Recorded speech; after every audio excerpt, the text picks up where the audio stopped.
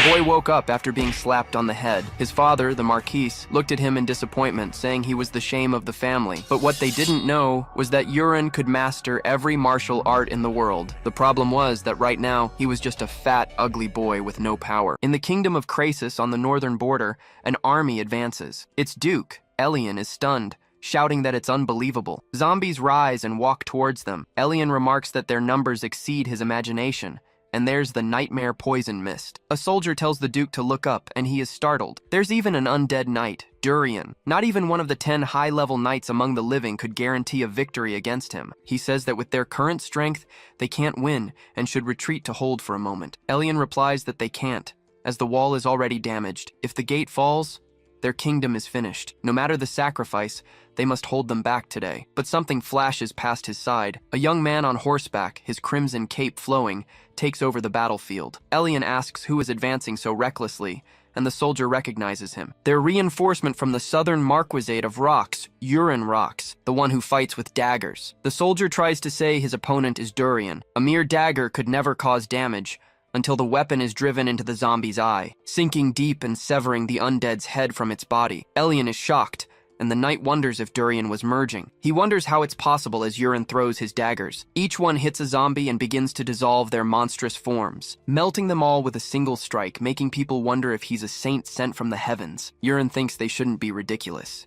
It was simply anything good for the body he would take for himself. 6 months earlier, the young man wakes up suddenly. He wonders where he is as a maid approaches the young master. Yurin lifts his head and says she's a beauty, but her clothes are strange, and she's carrying a sword. The woman asks how the young master is feeling. She says she'll call the priest this time. Yurin extends his hand, getting the woman's attention. He says he just wants to ask something, but the girl has already left. He gets out of bed, wondering where on earth he is. Then he looks to the side and sees his fat figure in a mirror. He wonders where his young, handsome form went, and why he turned into a fat kid. Unable to believe it, the young man tries to convince himself it's all a dream, and if he goes back to sleep, maybe he'll wake up. The priest approaches and says the young master has finally awakened.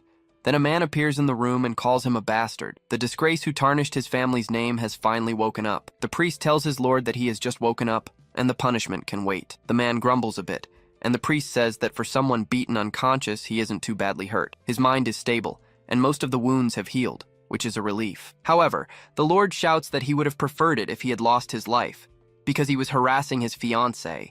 He was a beast. He's 19 years old, and it's time to grow up. Even his younger brother has awakened his aura, but the older brother is still fat and without a shred of energy. Yurin repeats this, completely shocked. The Lord turns, warning that when he recovers, he must go to her and beg for forgiveness. Yurin repeats, her, and his father replies that it's his wife, Ilya, and if she doesn't forgive him, he will be truly punished. He asks if he understands, and the protagonist accepts. The Lord warns that in any case, he must stop bringing disgrace to the family name. Yurin trembles in fear, wondering if this is his identity. So he must be Wellington Rocks. The Lord is surprised to be called by his name. He calls him a brat and slaps his face for being so bold as to call his father by his name. The fat boy is beaten for several seconds. The priest tries to calm his lord, but without success. Yurin thinks it can't be real. This must be a dream. He regains consciousness after a while and sits up, startled. He wonders why he hasn't woken up in the real world. The woman approaches, asking if he has finally awakened. Yurin calls out for Aaron, and the woman responds, but she's confused when there's no further contact. The protagonist asks if he's stuck here because he messed with Ilya and got knocked out. Aaron confirms,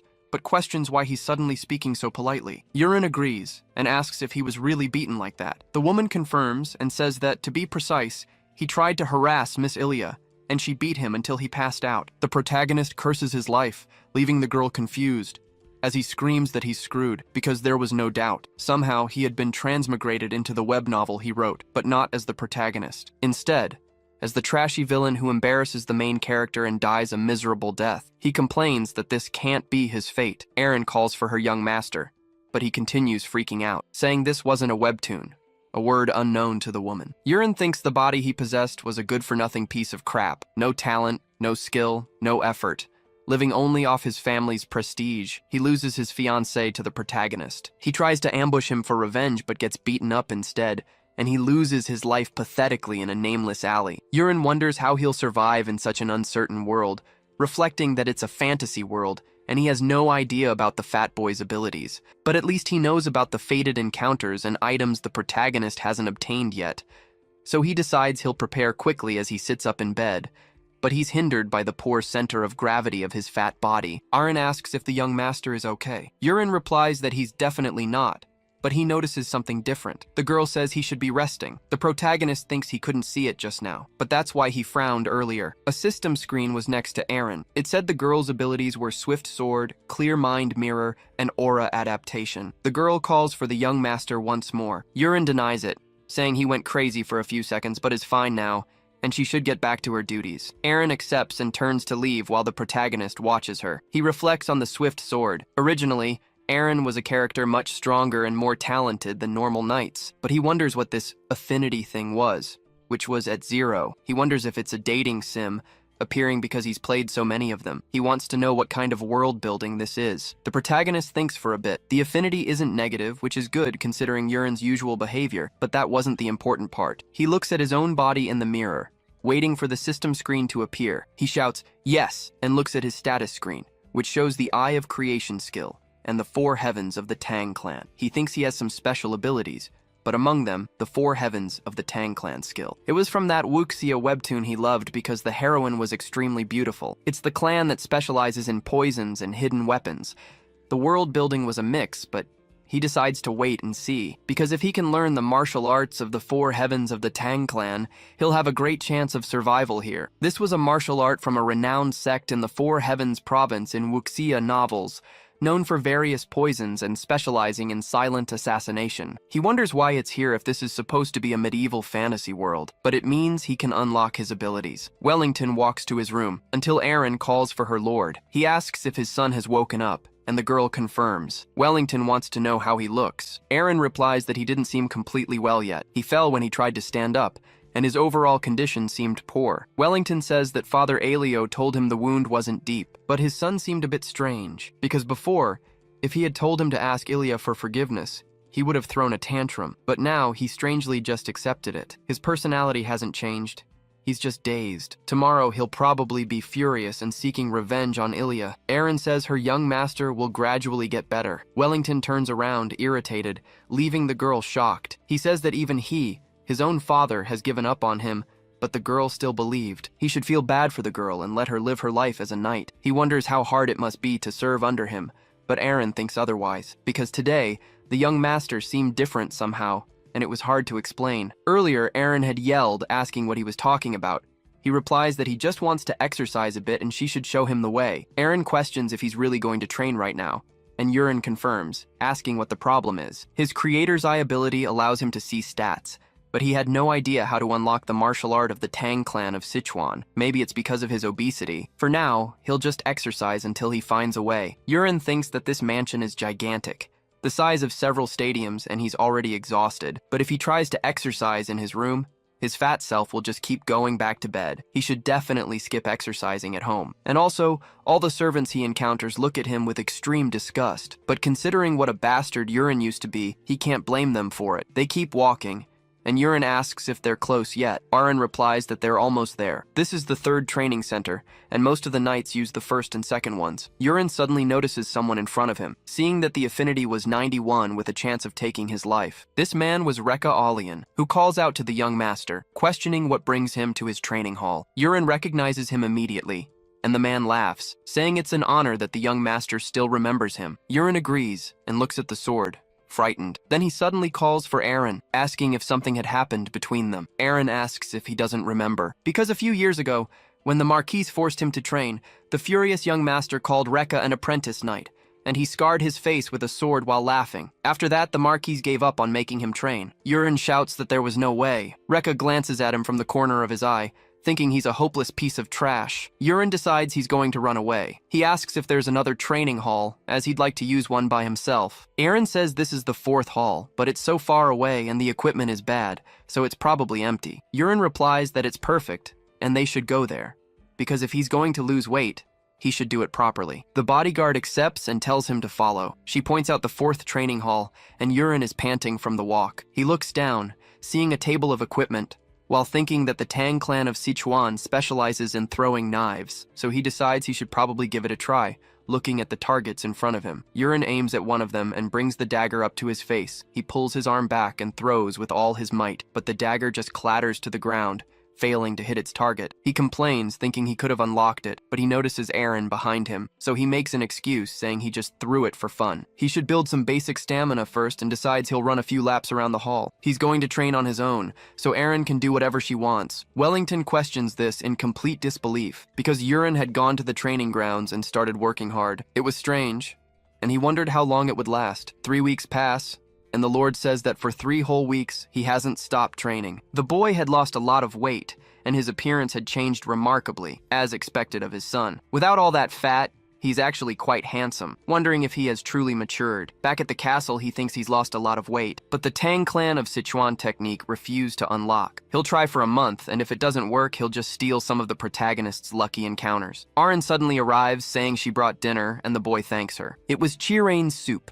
a nutrient-rich meal excellent for burning fat and building muscle. Urine complains about the food, and Aaron asks if he's tired of it. He confirms, as he's been eating nothing else for 3 whole weeks, and the girl calls out to the young master, asking what he really wants, to lose weight or to become a knight. Urine replies that he'd like to become a knight, and Aaron says that in this territory, even the powerful marquis eats chirain soup after training, so the young master should stop complaining and just eat the soup. Urine reluctantly accepts her orders. He thinks to himself, you live and you learn, but wonders what kind of old custom this is. Anyway, this soup had helped him lose fat, so he'll just eat it for now. He scoops some onto his spoon and brings it to his mouth. Urine notices something different and wonders what it is. Because today, the chirain soup tasted a little different. The system screen appears before him, warning that he has ingested poison, but another notification also pops up in a chain. Because he had satisfied the condition to unlock the Tang clan of Sichuan, the skill has been unlocked, leaving him in complete disbelief. Suddenly, the Marquis hears a knock on his door and says to come in. It's his wife, who says she brought some tea. Kana was the second wife, and she asks what he's looking at so intently. Wellington replies that he was just thinking about how beautiful the garden was. Kana says she's been personally taking care of it with great attention, and her husband compliments her admirable skills. But his wife suddenly grabs him from behind, questioning when he will choose Colin as his heir, just as he had mentioned before. Since it's already been decided anyway, it would be good to do it quickly. Wellington resists the hug and calls out to Kana, telling her that it will take a little more time. Kana asks why, since he'd said he would name him last month. The Lord confirms, but adds that she's probably heard as well. Recently, it seems Yuren has finally come to his senses, and he is the eldest son of House Rocks. If he really puts in the effort, he could be a good successor. Kaina says that's true, and she's heard a lot about it too. She was worried, but at least he seems to have recovered, and that must be a relief for her husband. Wellington says it's funny to think that after being beaten by his fiancée, he actually woke up, but Kana asks what he's going to do about the successor. The Lord replies that Yuren has only been training for 3 weeks, and it's better to watch him for a little longer, but he promises that if Yuren returns to his old ways, he will immediately give the title of heir to Colin. Kaina says she'll go to her room first, and that he should finish his work quickly. Finally, leaving the Duke's room, she bites her lip in anger. She calls out Yuren's name and tells him to just wait and see. Back in the room, he's amazed to have unlocked the skill. Then he says that the Tang family of Sichuan specializes in poison, and the condition to unlock it was to ingest poison. But stopping to think, he looks at the soup's stats again, because there was an icon, and he wants to know what's above it. Looking at it made the text scroll down, seeing that it even showed a Hanyang herb used for paralysis. The boy seems excited, and Aaron is confused, wondering why the young master isn't eating. Yuren replies that he will eat and brings another spoonful to his mouth. As he chews, he thinks for a bit longer, wondering who put the poison in this, because normally, Yuren wouldn't lose his life to poison. Something had changed the flow of the story, and now that he thinks about it, there was something that hadn't happened yet. Remembering his father next to Colin, wondering why he hadn't been named the official heir yet. Was it because he started training? In any case, the poison in the food probably came from them. He swallows the little that was left. Suddenly, another system screen appears before him. It notifies him that the conditions for weak paralysis poison have been met. The boy announces he's finished eating. It was so good it brought him to tears, leaving Aaron shocked. Yuren says he wants to be alone for a while and asks if she can leave. The bodyguard simply accepts, telling him to rest, as she will see him tomorrow. Yuren agrees and wishes her a good night. When she leaves the room, the boy turns to the mirror, saying that now he's going to check on the Tang clan of Sichuan, commanding the creator's eye to appear. The system shows his stats and the synchronization rate, which had dropped to 97. Yuren says it's a smart interface, and if he focuses only on the part with the plus icon, he sees that he now has skills in poison, martial arts, and hidden weapons. First, he decides he'll check the poison skill, with only the weak paralysis skill unlocked, but he has no internal technique. The protagonist noted there were many poisons, and he had to go down as far as he could. He saw that the final poison was invisibility. This meant he had to unlock the previous ones first. It was a tier system. To get the most basic one of all, weak paralysis, he needed an internal technique. It made sense, since the Tang clan of Sichuan used internal energy to store their potions. Now he would check the martial arts. There were 3 options for martial arts: the Black Poison Arts, Thunder Needle, and the Divine Energy of 10,000 Poisons. Yurin said it was an easy choice, especially for a Wuxia fan. The Black Poison martial arts focuses on poison. The Thunder Needle martial art focuses on hidden equipment.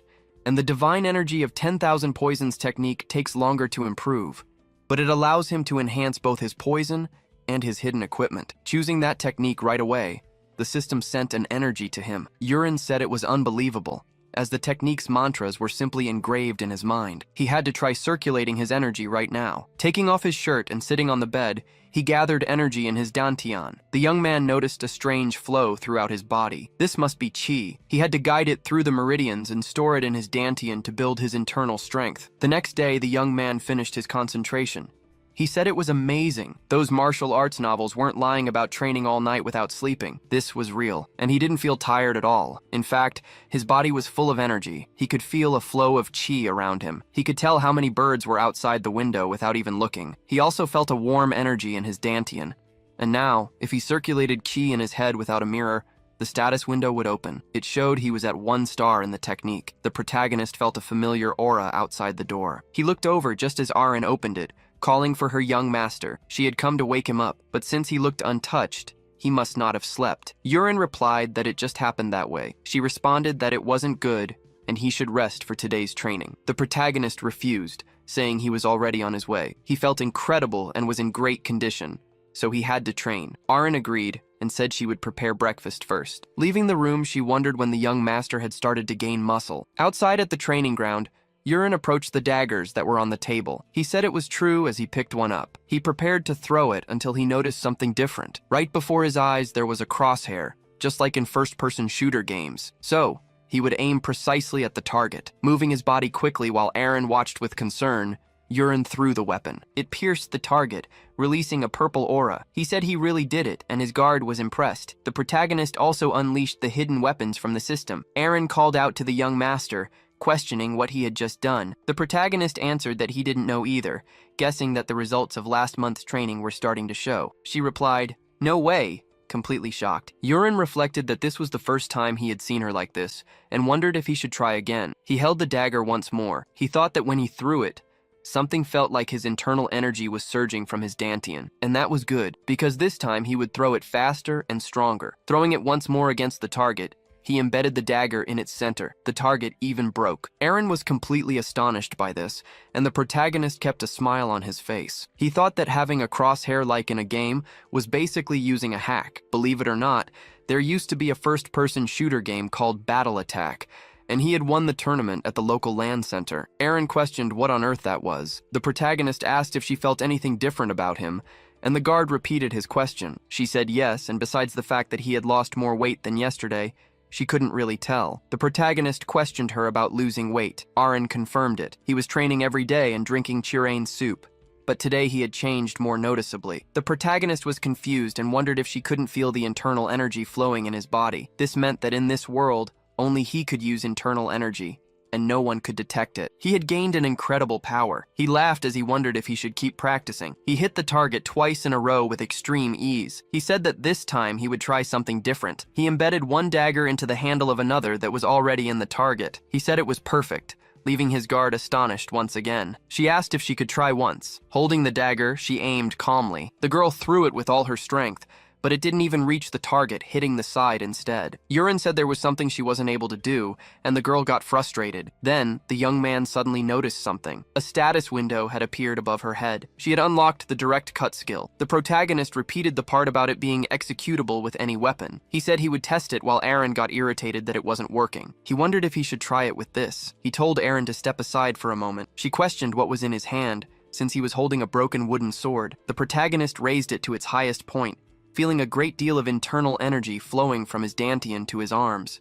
Then he threw it, executing the direct cut. That broken sword embedded itself in the middle of the target, shattering everything around it. Eren was impressed and asked what in the world that was. She wanted to know what kind of power the young master had. Yuren replied that he wasn't sure. Maybe it was just practice. His bodyguard replied that was impossible. The protagonist said he knew she reported his training to his father, so he had a favor to ask. He wanted her to keep this matter a secret for a while. Eren questioned this, and Yuren explained that he was testing many things right now and would explain it himself later, so she should wait. She simply accepted, and so the day passed. The household staff said their goodbyes, wishing them a good day and saying they would see them tomorrow. The same routine happened with a man named Peru, who simply accepted. He walked calmly by and then changed direction. Yuren watched this with a cold expression. He decided to use the creator's eye on him. This was Peru, with an affinity of 0, and the powers of poisonous touch and agile movement. Yuren realized this ability allowed him to put poison in his food. It was definitely this guy. So, he would finally conduct the real test. The arrow floating in his hand would go straight for this man. Whispering the invocation for the paralytic poison, his aura descended to his 2 index fingers. Peru suddenly felt something strange in his body. He turned around, suffering and screaming that his body couldn't move. The protagonist approached the fainted man, saying the test was a success. He could see the total duration was 1 hour. He would move this man first, picking him up on his back. As night fell elsewhere, Peru was in pain. The protagonist told him to snap out of it. He wanted to know if he had come to his senses and if he knew who he was. Peru trembled with fear. The protagonist said that if he wanted to live, he should answer correctly. He asked if he was the one who put poison in his soup. He had a few questions for this man. Peru should blink once for yes and twice for no. He asked if he understood, and Peru blinked once. The protagonist decided to ask again, wanting to know if he was the one who poisoned his soup. Peru looked at him coldly and just blinked once. Yuren asked if the poison he gave him was the Hanyang herb. Peru was startled and blinked once more. Moving on to the next question, the protagonist said that the one who ordered him to do the poisoning was Marchioness Kana. Yuren was surprised by the answer, as Peru had denied it. He told that bastard not to lie. He said he could tell everything, and if he lied, his neck would get a dagger mark. Now he would ask again, wanting to know if the one who gave the order was Miss Kana. Peru became even more frightened and denied it again. The protagonist thought he didn't seem to be lying and wanted to know who it was, but he would put on an act for a while. He told him to eat this and swallow it. It was called the initial poison. The man swallowed, and the protagonist said that from this moment on, he had exactly 1 month left to live. If he didn't take the antidote he had by the end of the month, all the organs in his body would melt. For now, it was better to follow his orders. He asked if he understood, and Peru agreed. Now, the protagonist touched his head, trying to release the paralysis poison, and just like that, the man was no longer restrained. The protagonist told him he could move and speak now, and Peru accepted. Yuren said he would ask one more time. He wanted to know who had ordered him to poison him. Peru trembled slightly in fear,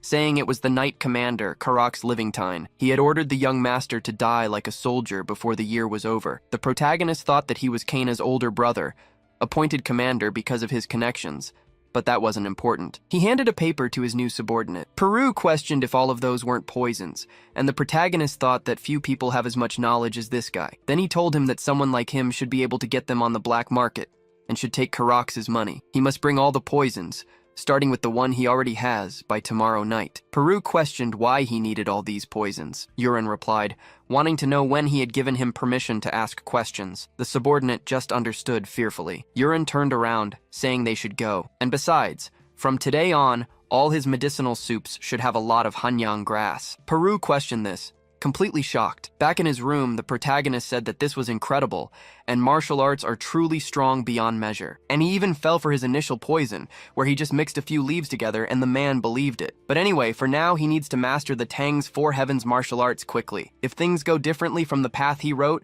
terrible events would happen around the world. After a full day passed, Peru called for the young master, informing him that he had brought all the poisonous herbs he had on hand. He left some ginseng and leaves on the table. The protagonist said this was Hanyang grass, the reverse green creeper, and the other was a crow-ink leaf. Peru was surprised, asking how he knew since they were all rare toxic herbs. Yuren replied that it was very basic, and reflected that he could see all this with the status window. But he changed the subject, asking why he had the other poisons if the Hanyang grass would be enough to take his life. Peru responded that Hanyang grass takes a long time, and if a resistance develops, anyone can withstand it. If mixed with the green creeper, the effects grow stronger. The protagonist summarized that if the poisons were combined, they grew stronger and became harder to detect. He wanted to know where he had learned about poisons. Peru said that when he was 8 years old, he was sold to the Living Tine family and learned from a poison master. There were about 20 children, but they all lost their lives, and only he survived. Yurin thought that without an affinity for poison, children wouldn't survive long, and he didn't seem grateful to the family, so he had gained a useful person. He said that he did well, and that was all for today. Peru thanked the young master and wished him a peaceful night. The protagonist was left alone in the room and thought it was time to start. With these poisonous herbs here, he was going to eat them all. He brought one to his mouth. The protagonist felt like he was going to vomit from the taste. His system notified him that all poisons had been ingested, and there was great danger, so he must meditate and level up to level 2. The protagonist took a deep breath, trying to concentrate with all his might. After another day, Aaron knocked on his door, telling her lord that it was morning. She noticed the young master was already up and was surprised, as he was sitting on the bed meditating. She questioned what on earth had happened to his body. The protagonist reached 2 stars and acquired the draconic treasure martial art and 3 more poisons. He then woke up with a smile on his face. She wanted to know what in the world had happened to the young master, but she smelled a strange odor and complained about it. The protagonist just accepted it and scratched his head. He reflected that it's true that when internal energy and martial arts advance a level, a lot of impurities are expelled from the body. Then he walked over, saying it stank a little, and he should open the window. Aaron told him not to and to go straight to the bath. Later in the day, she led the young master. Yurin laughed, seeing that he was learning the movements of the Draconic Steps martial art, a movement technique optimized for assassination and evasion used by the Tang family. He couldn't believe he was learning something that only appears in novels. He thought about just imitating the movements for now. Aaron called for the young master and turned around. She wanted to know why he was suddenly walking like a drunk, and what was wrong with his body. The protagonist replied that he was fine and she shouldn't worry. He laughed as he walked from side to side. Aaron questioned if he was really okay. He was going to Training Hall 1 today, and there were many knights there. The protagonist confirmed he would definitely be fine. He was just curious about how the other knights trained, and she didn't need to worry about him. Aaron told him they were almost there. The knights trained hard, swinging their swords up and down and from side to side. One knight was surprised and questioned who that person was. That woman was the eldest young master's servant, but they wanted to know who the handsome young man behind her was. People were astonished when they remembered the young master had lost a ton of weight from training. They wondered what kind of magic he used to stop being a useless pig. The protagonist thought that it didn't matter if these guys whispered quietly. His internal energy allowed him to hear everything. Aaron pointed to a guy in the hall, focused on training. He seemed to be an apprentice knight, but his posture was excellent, and he would probably become a novice soon. These moves were basic forms of rock swordsmanship, so the young master should watch closely, as Yurin noticed that guy. He was Clyde, a key character in the novel who becomes the protagonist's ally. He had never written about his past before he was found. Clyde swung his sword up and down, and Yurin thought it was interesting he was in a place like this. A good opportunity would come later. Anyway, today these knights who had a negative affinity with him would become his test subjects. First, he would test the chain poison, choosing a purple-haired knight as his target. He decided to activate the chain poison, and the knight felt a sudden pain. He fell to his knees as other people ran toward him. They wanted to know what was wrong and if he needed to go to the bathroom, but the man denied it. He was salivating as he tried to endure the pain. He fell to the ground, and the knights shouted that they needed to call the priest. But suddenly, the man's pain disappeared, and his captain questioned what was wrong. The pain was gone, and the captain asked if this bastard was playing a joke and told him to go to the bathroom. The knight tried to argue that he really was in pain. Yurin said that was good. This time, he would activate the soul-dismantling mist, which causes fear and confusion in a target within a certain range. Suddenly, a knight heard a loud bang. The man in front of him had turned into a terrifying demon. Aaron noticed the men on the floor, screaming for the demon to go away. She questioned why they were like this. In his nightmare, the man faced a demon and a skeleton trying to take his life. He cursed it, but suddenly everything vanished. They asked what that was all of a sudden. Yurin thought that he couldn't let them lose their lives, and that was enough testing for today because it was impressive. He then announced he was going back for the day. Aaron questioned if he was leaving so soon, and the protagonist replied that it was noisy there, and he would go to Hall 4 as planned. On the way, they met a girl. She said a guest had arrived for the young master. Miss Ilya Marcus had come to see him. That woman at the window said that this time she would really break Urin's resistance. She turned to the protagonist, who just said her name. The girl suddenly blushed, and Urin asked if she had arrived. Ilya didn't recognize him and asked who he was. Before, when the maid called and said Ilya Marcus was waiting, the protagonist thought his feisty fiancé had come to visit. This was probably the time she demanded to break off the engagement, but Urin kept refusing and telling her not to be ridiculous. The young man said the situation couldn't be helped. Back in the room, the protagonist answers that it was him, Urin. The girl is surprised, and he says it's been a while. Ilya says she heard a rumor that he'd lost weight from training, but she thought it was obviously fake. After all, it hadn't even been 2 months, yet he'd changed so much. The protagonist says it was because he worked hard, leaving Ilya confused. After being beaten by her, Urin thought for a long time, and then he decided to change his life. Ilya asks if he wants to fight for revenge, but the young man denies it, kneeling because he's grateful to her. He was able to come to his senses and is truly sorry for what happened.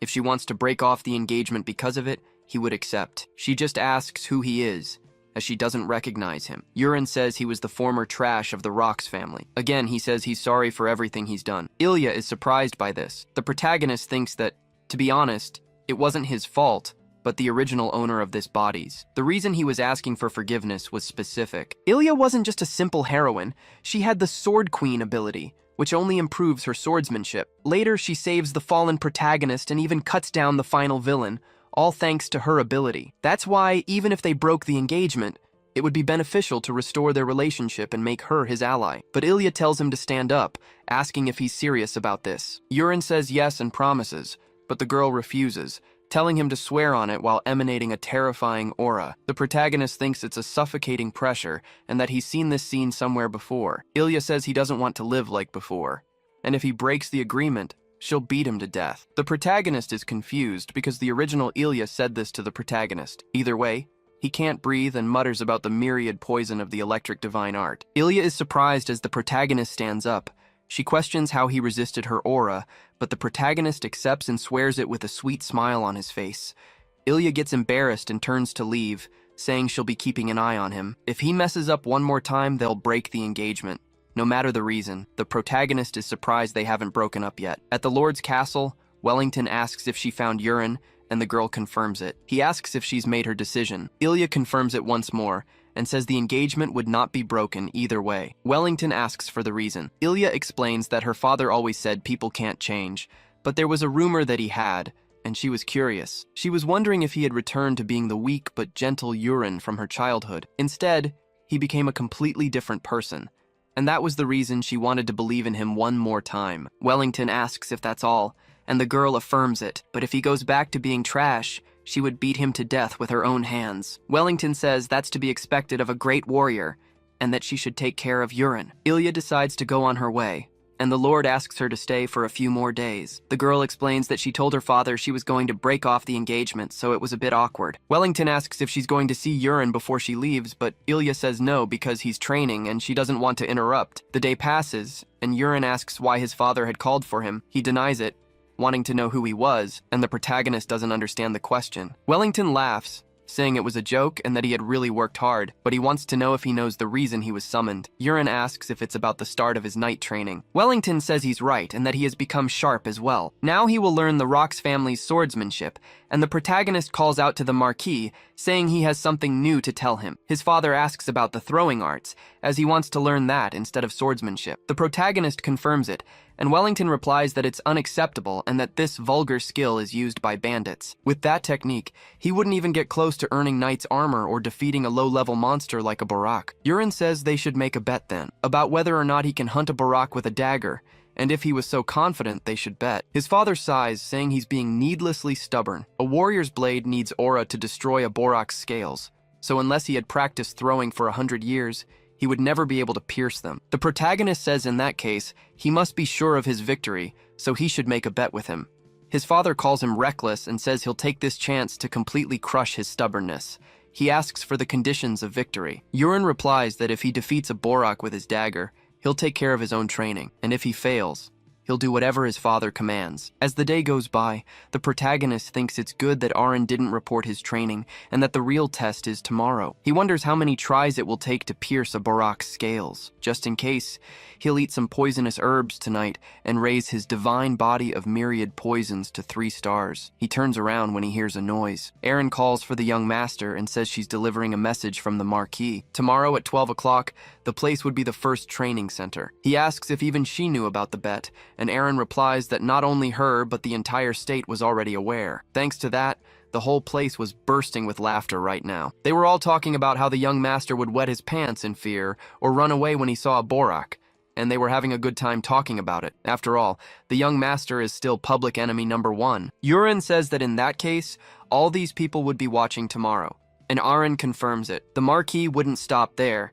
and the training center will be completely packed, the young man mutters, complaining that it's the price of fame, but he wants to know what Aaron thinks will happen. The girl says it will probably be the young master's day to shine. His divine body of myriad poisons technique reaches 3 stars, and the great time for the test arrives. People celebrate while shouting for or against the young master. Yurin says it's truly embarrassing. His father starts the event, asking if his son is ready. The young man confirms, but says there's a large audience. Wellington says he only told his mage, but somehow the news spread to everyone. He should try not to be embarrassed by it. The mage announces he will begin, and uses his short-range summoning magic. Yurin thinks he's finally going to see magic with his own eyes. A bolt of lightning suddenly strikes the battlefield, with a creature taking shape amidst the smoke. The protagonist thinks there's something even more incredible than that, seeing a monster he created as an author right in front of him. Borak, a sea monster about 5 feet tall.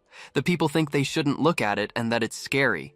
The protagonist is impressed, as this is what it looked like. This monster, the Borak, was something that came to his mind while eating purple fish sashimi. He was full of ideas for monsters. If it weren't for the legs and arms, it would even be a little cute. The monster charges at the young man. Yurin just notices the attack and dodges, getting behind the creature. The people are impressed, and the Lord says it's not over yet. Borak turns around, confused. The protagonist thinks he just moved forward without even thinking. But it wasn't as fast as he imagined. First, he'll see how hard its scales are, drawing a dagger. Then he notices something different. There was something like a target marking one of the creature's weak spots. The protagonist decides to try it and swings his arm to throw the dagger. His ki flows into the blade, and it hits the creature's weak spot. The Borak suddenly feels extreme pain, falling to the ground lifeless, preventing any kind of entertainment for the audience. The protagonist complains, thinking it went down in just 1 hit. The people are impressed, and even Wellington is completely shocked. Everyone shouts for the young master, saying he really did it. The young master had defeated the Borak,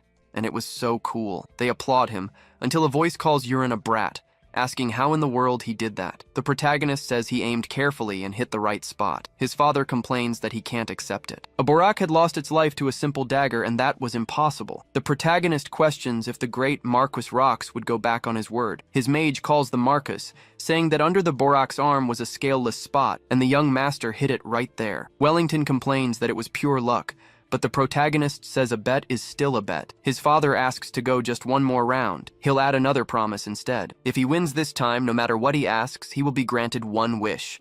But if he loses, he must go back and learn swordsmanship as they agreed, which excites the protagonist. His father says that this time his opponent will be a knight, not a Borak. He asks if he'll accept the challenge now. The protagonist says yes. It didn't matter to him. He thinks that, on the contrary, this was his chance. He was going to deal with the commander of the knights, Karox. He wonders if this could be the opportunity to break the guy's arrogance, but he still wants to keep Peru's poison and decides he should let him go for now. Wellington says that a fully trained knight would surely be too much for him to handle, so he would put an apprentice in his place, making it fair enough. The protagonist thinks about it. He wonders if he could choose the knight. He chooses Clyde as his opponent. The man walks toward the arena with his sword on his back. He says the Marquis has summoned him, and Wellington notes that he seems very confident. He was going to give Clyde a task. The apprentice accepts, saying he will follow any command from his lord. He tells him to straighten that kid out, and Clyde turns around. The young master just nods at him, leaving the swordsmanship apprentice completely confused. Wellington asks what's wrong, and if he wasn't confident he could do it. Clyde denies it and says he'll do as ordered. The protagonist tells him not to worry too much. He's just going to throw 3 daggers, and if Clyde blocks all 3, he can consider it a victory. Wellington questions if he sees the brat's arrogance and says Clyde must teach him a real lesson this time. Clyde readies his sword, and the protagonist circles the arena. The knights say that if he loses, there's no dinner for him tonight, and he'll have to run 100 laps around the training field. A person in the audience with a female voice says that the young master can do it. He thinks that whoever it is, they were rooting for him. Clyde calls out to the young master. He announces he's ready, and Urine turns around as well. He prepares his first dagger, thinking he'll start by turning out the lights. But he notices something strange. Compared to the fight with the Borak, his opponent had many more openings. If he hits one of them, he could take his life. He won't let that happen, throwing his first dagger. He was just going to go straight for it. Clyde says it's a good one and tries to defend with his sword. He is forced back about 4 steps because of it. The crowd wonders what that sound was, as it sounded like a cannon blast. Wellington tells him to wait and notices the dagger falling to the ground. He picks it up, wondering how so much power could come from a common dagger. Clyde trembles in fear. His sword pierced through. The protagonist asks if he's warmed up now, as he can see what happens if he lets his guard down. He tells him to get ready, because this time he was going to throw with everything he's got. He emanates a pressure that makes the aspiring knight tremble. The protagonist thinks that he is still a main character after all. He won't lose like this. Urine decides it's time, preparing his dagger for a direct throw. That thunderous blast happens once more and approaches the knight. Clyde tries to counterattack with his longsword, but a collision with an immense noise takes over the arena. As the smoke begins to clear, the people are astonished. The Marquis can't believe the result, as Clyde has fallen to his knees. He trembles with fear now, his sword broken in 2 pieces. He lets it go,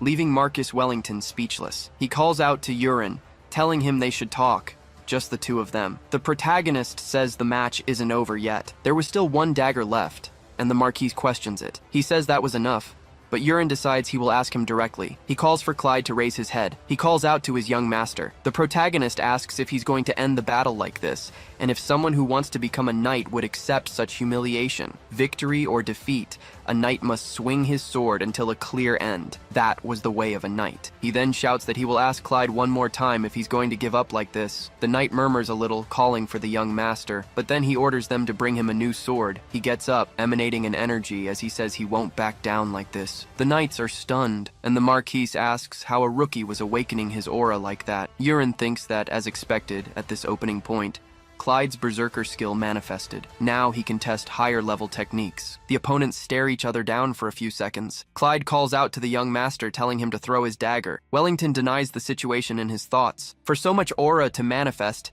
it was a talent on the level of a high-ranking knight. He wonders what Urine will do, and the protagonist simply replies that it's good. He takes his last dagger and puts all his strength into it. He throws it awkwardly toward the man. Clyde wonders what that was and why it was so slow this time. He yells that Urine is just messing with him. He then tries to cut the dagger down, but it just swerves around his sword. He's confused, and Wellington realizes what's happening. The dagger embeds itself in Clyde's shoulder. It nearly pierces his bones, causing the knight agonizing pain. He falls to the ground, groaning in pain. The crowd wonders what that was, saying it was too slow. They say Clyde should stop exaggerating, and ask if he's going easy on him just because he's the young master. The protagonist thinks not. There must be more internal energy embedded this time, causing excruciating pain. His father calls to Urine, telling him they'll talk later. He won the bet today. The protagonist flashes a smile. Clyde suffers from the pain in his shoulder, but the protagonist touches him, telling him to wait a moment and uses energy absorption. Clyde realizes the pain is fading. He thanks the young master, and Urine says it was nothing. The knight asks for his forgiveness. He explains that when the dagger came flying slowly, he thought the young master was underestimating him, but that wasn't it. It was a precise technique. Not even a master could have such a technique in so little time.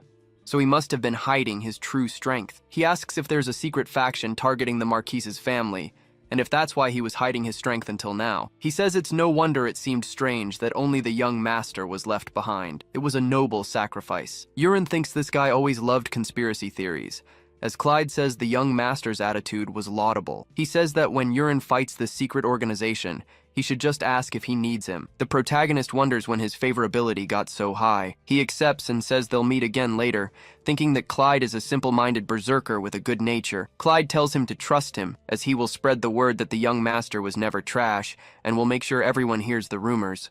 Staying close to Clyde could be useful. One day, he'll be able to handle missions on his own, and that would be helpful. Aaron says the young master worked hard, and Urine thanks her. She mentions his last technique, saying she's never seen anything like it. The protagonist says it was a new skill, and asks what she thought. Aaron says that watching it, She began to wonder. If she had faced it without seeing it first, she would have lost. But now she's sure she can block it. The protagonist thinks she wasn't bluffing. Among her abilities was the Mirror of a Quiet Mind trait, which was rare and powerful. Yurin replies that she's been training as a knight since she was a child. If she hadn't become his guard, she would have been a knight. He asks if she's satisfied with how things are now. Aaron doesn't understand the sudden question. As the day passes, Wellington rests in his office. The protagonist enters the room, asking why the Marquis summoned him. His father calls him an idiot, saying that when it's just the two of them, he could call him Dad. He was killing the mood. Yurin just accepts, still puzzled. His father asks what exactly that technique he used yesterday was. Even after looking through books, he's never seen such a strange move. It had been a month since he started training,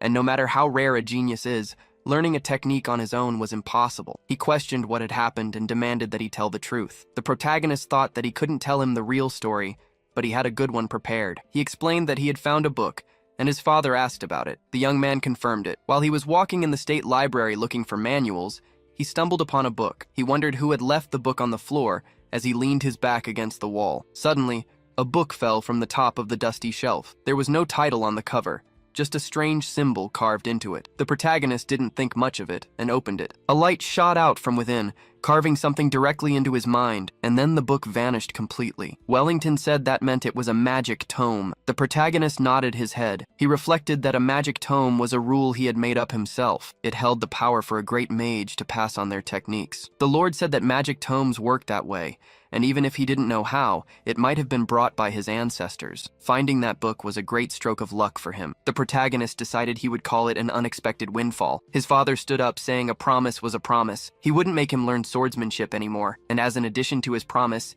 he should say what he desires. The protagonist called to his father in a calm voice. He said he would like the position of heir, leaving Wellington shocked, but if he did that, his father couldn't guarantee it. Wellington thought for a moment, and said that with his authority, he could. The protagonist wondered why he seemed so uncomfortable, because if he became the successor, it would be a problem. There would be many who would oppose the Marquise's house, especially the young lady, who would cause a huge commotion. So this time, he would make a concession. His father questioned this, but he quickly accepted and thanked him. Yurin thought that he had no interest in the position of successor anyway. If he became the heir, he would be stuck with the Marquis all day, receiving education related to state management. Instead, he wanted to use his time to improve his skills in the four heavens of the Tang clan and travel the world to gain opportunities. Wellington told him to name something else he desired, and the protagonist said he wanted to form his own order of knights. He wanted Aaron, who was currently his butler, and Clyde, who he dueled with earlier, as his two knights. His father replied that it wasn't as difficult as the position of heir, and Aaron was a precious talent too, so it would be a waste to keep her as a butler. He should do as he wished, and Yurin just thanked him. The Lord asked about his butler, since there weren't many left at the moment. Yurin replied that there was someone named Peru working in the kitchen, and he wanted him as his butler, but he would appreciate it if the Marquis would be the one to take the blame for giving him this chance. Wellington asked if something was going on, and Yurin replied that he would explain later. His father just accepted with a sigh. The protagonist thought that his father seemed to trust him, and didn't even ask questions. Stopping to think, he had no idea how his favorability had grown. Maybe it was just because he was his son. Outside, the protagonist announced that from this day on, the two of them were members of his exclusive order of knights. For now, they should train hard during practical training, and they should also welcome their new butler, Peru, who simply asked them to take care of him. Aaron watched this in silence. She remembered she had a question for the young master yesterday. She wanted to know why he would put someone named Peru in her place as a butler. The protagonist scratched his head and replied that he was a spy, sent by Commander Karox of the White Eagle and Miss Kana to take his life. Aaron said that even if that was true,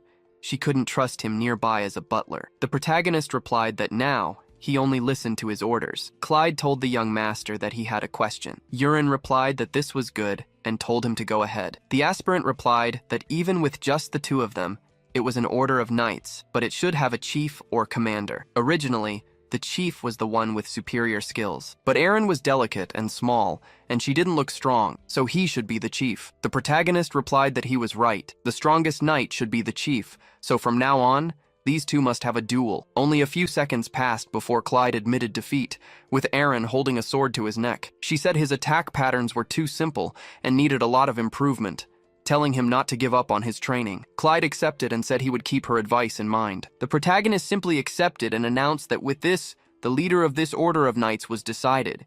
It would be Aaron. He applauded her along with Peru. Peru announced he would prepare dinner first. And so the day passed. The young man thought he was far enough away but could still feel his energy. He should test his new technique. It involved using internal energy instead of voice to create sound waves and deliver them to his target's minds, a technique often used in wuxia stories. So he called out to Peru mentally. He replied to the young master, turning around, but he noticed he wasn't nearby. The protagonist repeated his name a few more times, leaving his butler completely confused and scared. Yurin asked why he seemed so surprised, and Peru complained that he was going crazy. He wanted to know if it was some kind of black magic, and the protagonist replied that it was a type of communication. Peru said that, just as he thought, he wasn't just affected by poison. He had heard that black mages can use both, so the young master must be something like that. The protagonist was confused and told him to think whatever he wanted. He asked if the poison he requested last time was ready, and Peru confirmed it. Snake's mind. A poison extracted from 100 venomous snakes was ready. The protagonist told him to make sure to put a lot of the poison in his celebration soup. Peru trembled with fear upon hearing this, but accepted, saying he understood. The next day, the protagonist opened his eyes after meditating. He sighed deeply once more, thinking that he was still at the 3-star level, and his internal energy wasn't growing as he had hoped. He didn't know how much time he had until the world's crisis, so he had no choice but to leave the Marquise's estate for now. He went to his father's room and announced that he was planning to leave. Wellington asked about it since it had been a while since he had gone out. He must be thinking of some city in the Marquisate. The protagonist confirmed it, and his father asked how many days he would be gone. Yuren reflected that he was going far away, but he didn't need to reveal that, so he said he was thinking about a week. His father said he understood, since he had been training a lot, and asked who he wanted as an escort. The protagonist replied that he didn't particularly need one, leaving the lord confused. He told his son to be aware of his position, as he was the eldest son of Marquis Rox. The protagonist replied that he was just going to a nearby city, so it would be strange to have an escort. Wellington shouted that he still didn't know how difficult the world was. He might have become strong, but he was afraid of him being poisoned. The protagonist thought that poisons didn't work on him anyway, but it seemed it would be difficult to persuade this man. He said he would do as he asked, and his father asked when he would leave. The protagonist replied that it would be in about 2 days, and Wellington decided he would prepare the escort. In his room, Yuren thought that an escort would be useless since he was going to run away tomorrow. As evening fell that day, the protagonist called Peru to his room. He explained that he was going on a trip but had no money and was asking him to bring some. He must have the money Crocs gave him to buy expensive potions. When asked if he wasn't planning to hand it over, Peru denied it and said it was an honor, so he would bring it anyway. The protagonist asked if he had anything else, because the last time he saw him bring poisonous herbs, he had a subspace pouch. It was a common item in fantasy novels, one that could easily hold about a ton. Peru said he would give it to the young master, though he was very reluctant. Yuren accepted and thanked him, since he wouldn't need a backpack anymore. But anyway, he told him to take something else, showing him his fake medicine. He said it was the 1-month antidote for his poison. The protagonist said that since he was doing a good job, he was counting on him in the future, and if he did well, he would give him the complete cure soon, which made Peru excited. The next day, near dawn, Yuren mentions he left a package, so he should leave stealthily. He walks through the mansion with extreme ease. The young man thinks that, as expected, no one was around. A gardener notices the young master and says hello, mentioning that he woke up very early today. The protagonist just goes along with it, thinking he feels a lot of power coming from this benevolent-looking green gardener.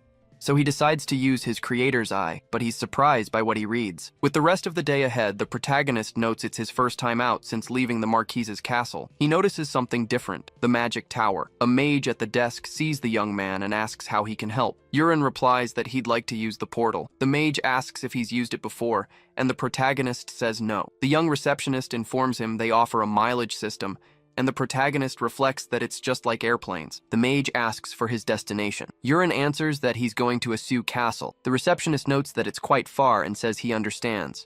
The fee is 50 gold, and after paying, he needs to sign the passport. The protagonist reflects that it's expensive, as expected, but it's a good thing he has plenty of money. For now, he'll use a nickname, Paulian, which is what he used in games. The mage asks the gentleman to follow him. He's told to enter a room, and that when he hears a knock, it means he has arrived. The protagonist enters and reflects that it's a beautiful arrangement. Suddenly, a bolt of lightning strikes the top of the castle. Yuren is confused, but a man informs him that he has arrived and can now exit, welcoming him to Asura Castle. Yuren asks how he's already there, since he didn't feel a thing. The mage replies that using the portal is comfortable, a point of pride for mages. Yurin reflects on this feeling, wondering if he included something like this comfort in his story. The mage asks the client to use their services again and wishes him a good journey. The doors open, and the protagonist comes face to face with a completely new place. This was Asu Castle. Perhaps because it was an eastern region, different from the Marquise's domain, the architectural styles were different. Besides that, there were many people around. First, he needs to find a blacksmith ally, so he asks a local for information. He heads to a small house in an alley. Yurin reflects that he's been searching for a while but can't find the unicorn blacksmith. The sky was already growing dark. This was the last place, and he needed to check it soon. A sword lay on an anvil, and a blacksmith struck it with his hammer to shape it. The protagonist asks if anyone is there. The blacksmith notices the new customer, and the protagonist confirms that's what he is, but he'd like to ask about something. Among the blacksmiths here, he wanted to know if he happened to know someone called the Unicorn Blacksmith. The man replies that he doesn't know any blacksmith by that name around here. Yurin wonders if he came to the wrong place, but the blacksmith says that, in any case, that was the name he planned to use for his shop soon. Yurin uses the creator's eye on him. He sees his name is Giranox and that he has the demonic weapon creation trait. The protagonist thinks he's found the right place. He asks if he can take a look at the weapons he's selling. The blacksmith tells him he can go this way to browse. Yurin examines all the weapons and armor on the wall. He asks how business is going and the blacksmith is confused. But he says that since the shop is at the end of the hall and his skills aren't amazing, even though customers come by occasionally, they usually just look and leave. He's not sure how much longer he can keep this up. The protagonist reflects that this is interesting, as the equipment here is no joke. He sees the Wind Spirit Rapier, which increases attack and movement speed, and also the Fire Spirit Longsword, which boosts strength and stamina. He asks if he made them himself. Giranox says yes. But when he finished them, they turned out to be major failures. Once crafted, the swords became abnormally heavy, and even a strong man couldn't lift them, so no one decided to buy them. Yurin thinks it's because unworthy hands touched the blades. If the right person were to hold them, the sword's power would emerge, and he still doesn't know how its true will works. So he announces he'll take both swords. Giranox replies they are failed pieces, but the protagonist says they're perfect to give to Aaron and Clyde. Reflecting that this wasn't the treasure he was looking for, he says that anyway, he wants to know if he has any very rusty weapons. The man doesn't understand. He shows him a box full of old tools. He says it's strange for him to ask for rusty weapons, and that he was setting these things aside to sell later. These things wouldn't be used anyway. The protagonist puts his hand in, saying that this is just as he configured it. Giranox notices the weapon and replies that he didn't make it. It was already in the warehouse when he got here, and he has no idea where it came from. He was thinking of throwing it away since it was junk, but he kept it. The protagonist says he'll take the dagger too, and Giranox is surprised. He says that since he only chose defective weapons, he'll charge just 2 gold and give him the dagger for free. The protagonist thinks this is a bargain, because if the true nature of these weapons were revealed, he couldn't buy them for less than 200 gold pieces. But more than that, it was the blacksmith he wanted, so he brings up his failing business again and offers him a deal. Close the shop and become his personal blacksmith. Giranox says this is very sudden and doesn't know how to respond. He's not exactly against closing, but it's very abrupt. The protagonist decides to introduce himself first. He is the invincible spear that guards the south. Yurin Rocks of House Rocks. Giranox is shocked to hear the name of the young master of the Marquise's family. He then kneels, asking for the Lord's forgiveness, as he never imagined he would come to such a filthy place. The protagonist tells him to stand up. Giranox replies that there's no need, as it's comfortable like this, and tells him to speak freely. The protagonist accepts, but insists he should still get up, thinking that he can't escape the feudal mentality. Giranox asks why he wants to employ a poor blacksmith like him. The protagonist replies that it's because of his special talent. The blacksmith says he has no such thing and that his master used to beat him every day. The protagonist reflects that he seems to have been trained in a brutal Spartan style. He then says that he visited many forges and saw various weapons today, but his were different. He showed great care and dedication to them. His swords were finely made, and especially their grips were meticulously crafted, which is vital to prevent a sword from slipping in battle. Seeing that dedication, he believes that one day he will awaken a truly special gift. The protagonist wonders if he can really recruit him. Giranox replies that he will follow the young master, but he really wasn't like the rumors said. The protagonist asks if he means the one about him being trash. In any case, he's going to show the blacksmith something fun. He places the tip of his finger finger on the dagger, and then commands it to awaken with his blood,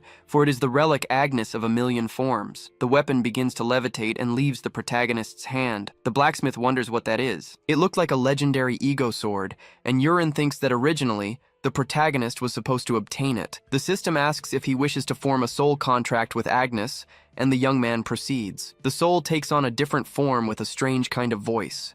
It asks what the hell this is and who he thinks he is to make a contract with it, because he has no talent anyway. The protagonist thinks it's disappointed by the lack of mana coming from him, but this way of speaking is very arrogant. The sword says this is annoying, and that a useless guy like him wants to make a contract. Anyway, it wants to know how he knows about its release enchantment. The protagonist replies that he heard it from a great prophet, thinking he just made that up to make his story consistent. Agnes questions how the great prophet would have told anything to someone so useless, but says that in any case, he must know about its abilities, and the protagonist confirms. Agnes was a free-form weapon that could split into a primary and secondary body, able to become any weapon the user imagined. In the original story, the protagonist uses a sword and shield. Even if the secondary weapon is lost, it just returns to the main body. Agnes says he must not know how to use it, as it can only be wielded with mana. This should make him give up. The protagonist watches in silence, muttering that she was the noisy type. He points at the weapon, thinking he can wear it like a ring. Agnes says it was hot and felt like she was melting, while the protagonist thinks that internal energy works well with mana. Anyway, he calls for Girinox. He asks how long he wants to stay, and the blacksmith replies that 2 days would be enough. In 2 days, at dusk, the protagonist would meet him at the castle's central park. On his way there, he recognizes a voice. Ilya asks what is going on and why he's there, leaving the protagonist confused. The protagonist has the same question, thinking the scene in front of the central park felt familiar. It was the scene where the original protagonist meets Ilya for the first time. The girl asks what's wrong with Yurin, and he apologizes, thinking the original story has changed. Ilya dismounts her horse, saying she had asked why he was there. The protagonist replies that he was looking for a blacksmith. She questions this, since the Rox family had many. Yurin answers that he wanted to hire someone himself. The girl says if he had told her sooner, she would have helped, but the protagonist had already found someone good. He was just arriving, and Girinox calls out, "Young master!" He asks if he had been waiting long, but the protagonist says no, that he arrived at the perfect time. He introduces his fiancée, Ilya, just as someone interrupts, calling for the team leader. They were about to leave, and he wanted to know who this person was. Ilya calls over Musk and introduces her fiancé, Yurin Rox. The man repeats the name fearfully. He says it's incredible to see a member of the Marquis Rox family in a place like this, introducing himself as the commander of the 5th Division of the Marcus family Knights. His name was Musk Malone, and the protagonist says it's a pleasure to meet him. He reflects that he already knows enough, but to put it simply, this guy was a pathetic extra with an annoying personality. In the original story, when Musk and his knights were on the move, children blocked their path. The protagonist intervenes, a fight breaks out, and Ilya appears just in time to stop everything. That's how their relationship started. But the important part was this. The original hero was supposed to accompany Ilya into battle and save her from a life-threatening situation. But he couldn't just wait for that hero to appear. So he has no choice. He can't let her die. He calls out to the girl and asks where she's going. Ilya replies that because of the growing waves of orcs around Asu Castle, her knights were ordered to subjugate them. The protagonist says he has a favor to ask in that case. He wants to go with her, and Ilya asks why. The protagonist explains that as someone in training, he wants to experience real combat and test his skills. Ilya warns that it could be dangerous, but the protagonist just accepts, saying he's good at running. The girl stares for a moment, thinking. She agrees, and orders Sir Musk to arrange for a horse. He tries to argue that they aren't going on a trip, and with orcs around, they can't let their guard down, especially since he can't sense any mana from him, and he has no obligation or desire to protect someone. Ilya calls his name one more time. Sir Musk. It's an order. He should stop talking and just do it. Musk mutters his acceptance, saying he will prepare it if it's an order. He would just do it, of course, all while radiating killing intent as he looks back. The protagonist and Ilya look at each other in silence. As the day goes on, she remarks that it's dangerous and her fiancé should stay close. Yurin simply agrees. He tells Girinox to hold on tight, and he accepts the young master's order. And so, the army begins to advance. In the area ahead, Ilya announces that for now, they will split into groups of 5 to find the orc village. They are not to attack first, but to fall back and signal if they find it. So they split up, and she heads down one path, turning with her group. They advance and the day fades into night. A soldier comments that the tracks are far apart and hard to follow. Plus, it's getting dark, and he asks what they should do. Ilya says they have no choice and that they will turn back for now. But a sound suddenly startles the group. It was a signal flare. Then another from a different direction, and more from other locations. Ilya asks how many they've seen so far. The total is 5, but Yurin thinks to himself that there are only 4, since he hasn't signaled. The leader decides to head to the northwest desert first, so they start riding in that direction. As they get closer, Ilya notices something. All her soldiers are dead. The members of her group are horrified. Even their armor has melted. They wonder what could have hit them. Ilya orders them forward, toward the signal flare from the south. They ride in that direction with extreme haste. She finds the same thing when she arrives. All her soldiers are dead. Her companion warns that they must move to the next area quickly, but Yurin interrupts,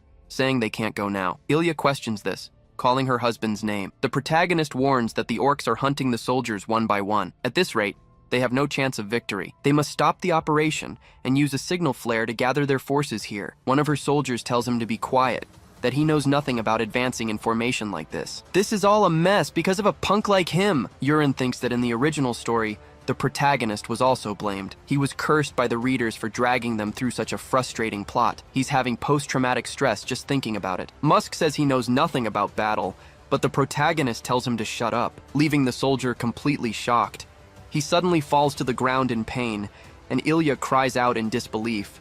She calls out to her fiancé as he tells the subordinate to know his place. Musk understands and begs for forgiveness, while the protagonist says he's been watching. He turns to Ilya, thinking how in the original story, she didn't listen to the protagonist and got lost in her own thoughts. Yurin tells her to judge the situation for herself, asking if now is really the time for that. Ilya admits that, just as he said, she failed to think about the situation calmly. They must send up the blue signal flare immediately to gather the troops here. The signal flares up into the sky moments later, visible throughout the forest. Yurin rests with the group. Giranok says the young master was incredible. He made them move according to his will. The protagonist replies that it was nothing. The blacksmith says the soldiers will gather here again, but Yurin says, maybe, because most of the soldiers won't be able to make it. He reflects that it's because of that bastard Karuta. Giranox calls out to the young master, asking what he's waiting for. The protagonist replies, a real battle. A subordinate runs toward them, calling for the squad leader, telling her to run, that she should just get away now. Ilya questions him,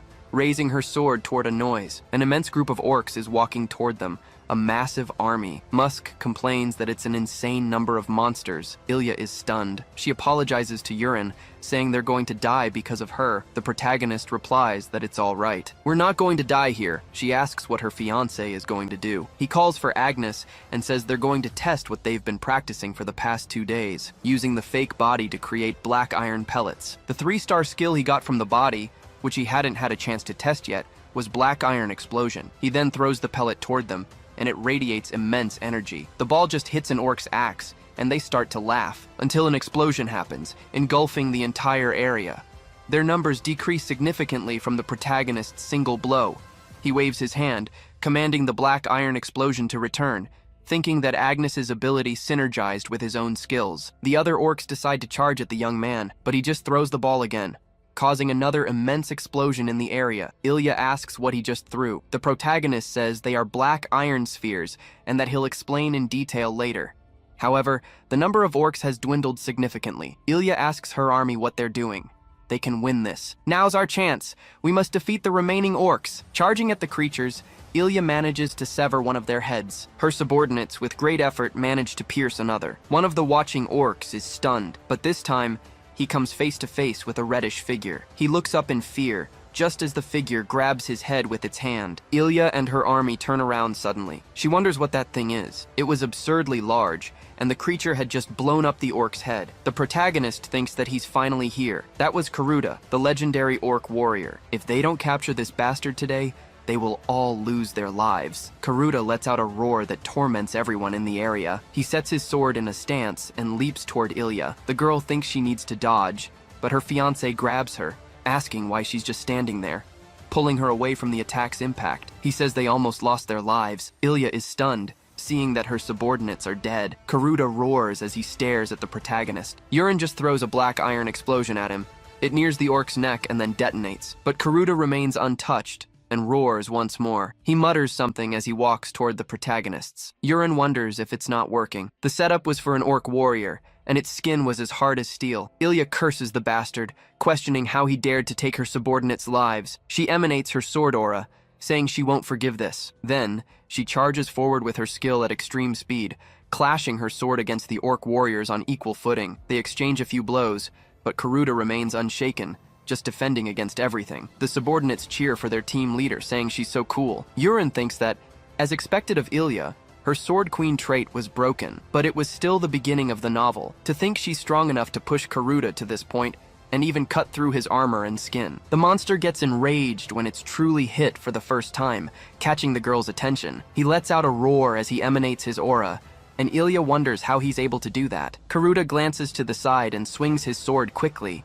forcing Ilya to block. Just like in the original story, Ilya was defeated by Karuta. The soldiers go to take care of their team leader. Ilya says it's humiliating, but she can't defeat this monster. They need to flee, as it's the only way to survive, but the protagonist takes the lead in the battle. The orc calls out to Yuren in its beastly tongue. Meanwhile, the protagonist just wields his dagger and prepares to throw it, launching his direct burst at the creature. The blow is easily deflected by Karuta. Yuren thinks that the dagger thrown with the direct burst was destroyed with a single blow, just as he expected. The monster roars again, trying to communicate with the protagonist, but it gets confused when it notices something. On its shoulder guard, there were remnants of the black iron explosion, causing a massive chain reaction. Karuta gets injured by the blow, and his right arm becomes useless. The protagonist says the first one he threw was a fake, and he was too busy blocking the direct hit to notice the one behind him. His skin might be steel, but it seemed his entire body wasn't. His weak spot was still the crack in the armor, so he couldn't just aim there. The monster trembles in fear at the protagonist's plan. Then,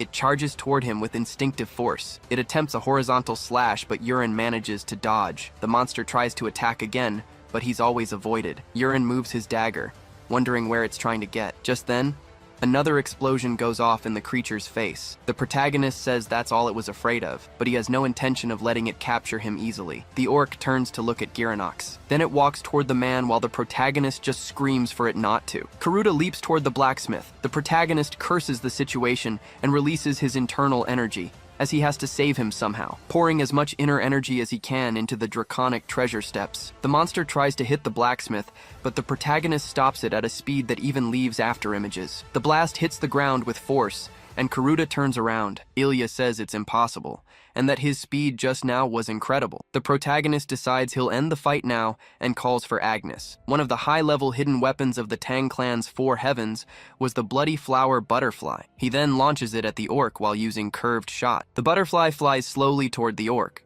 It moves gracefully and delicately. Ilya says it's a beautiful strike, while the orc trembles in fear. It tries to deflect the butterfly with its sword, but it dodges every attack until the butterfly breaks through its defense and touches its chest, making the orc scream in a pain it has never felt before, causing a final explosion. Yuren watches this, a bit apprehensive, and Ilya is astonished. The protagonist isn't sure, but with the amount of power he put into the bloody flower butterfly, it was more than enough to pierce an orc warrior's chest. It was truly overwhelming. Musk says it's down and they've won the battle. Ilya turns, saying it's not over yet, because there are still small orcs left around. She tells her army to finish them off. Giranox thanks the young master for saving him, and the protagonist reflects that the first real battle ended safely. That night in the army camp, the protagonist asks if Ilya got hurt. She says she's not okay, but since she's in his debt, she can't complain. The protagonist says it's fine for them to help each other, and it's only natural, considering what she asked earlier. He doesn't train in swordsmanship,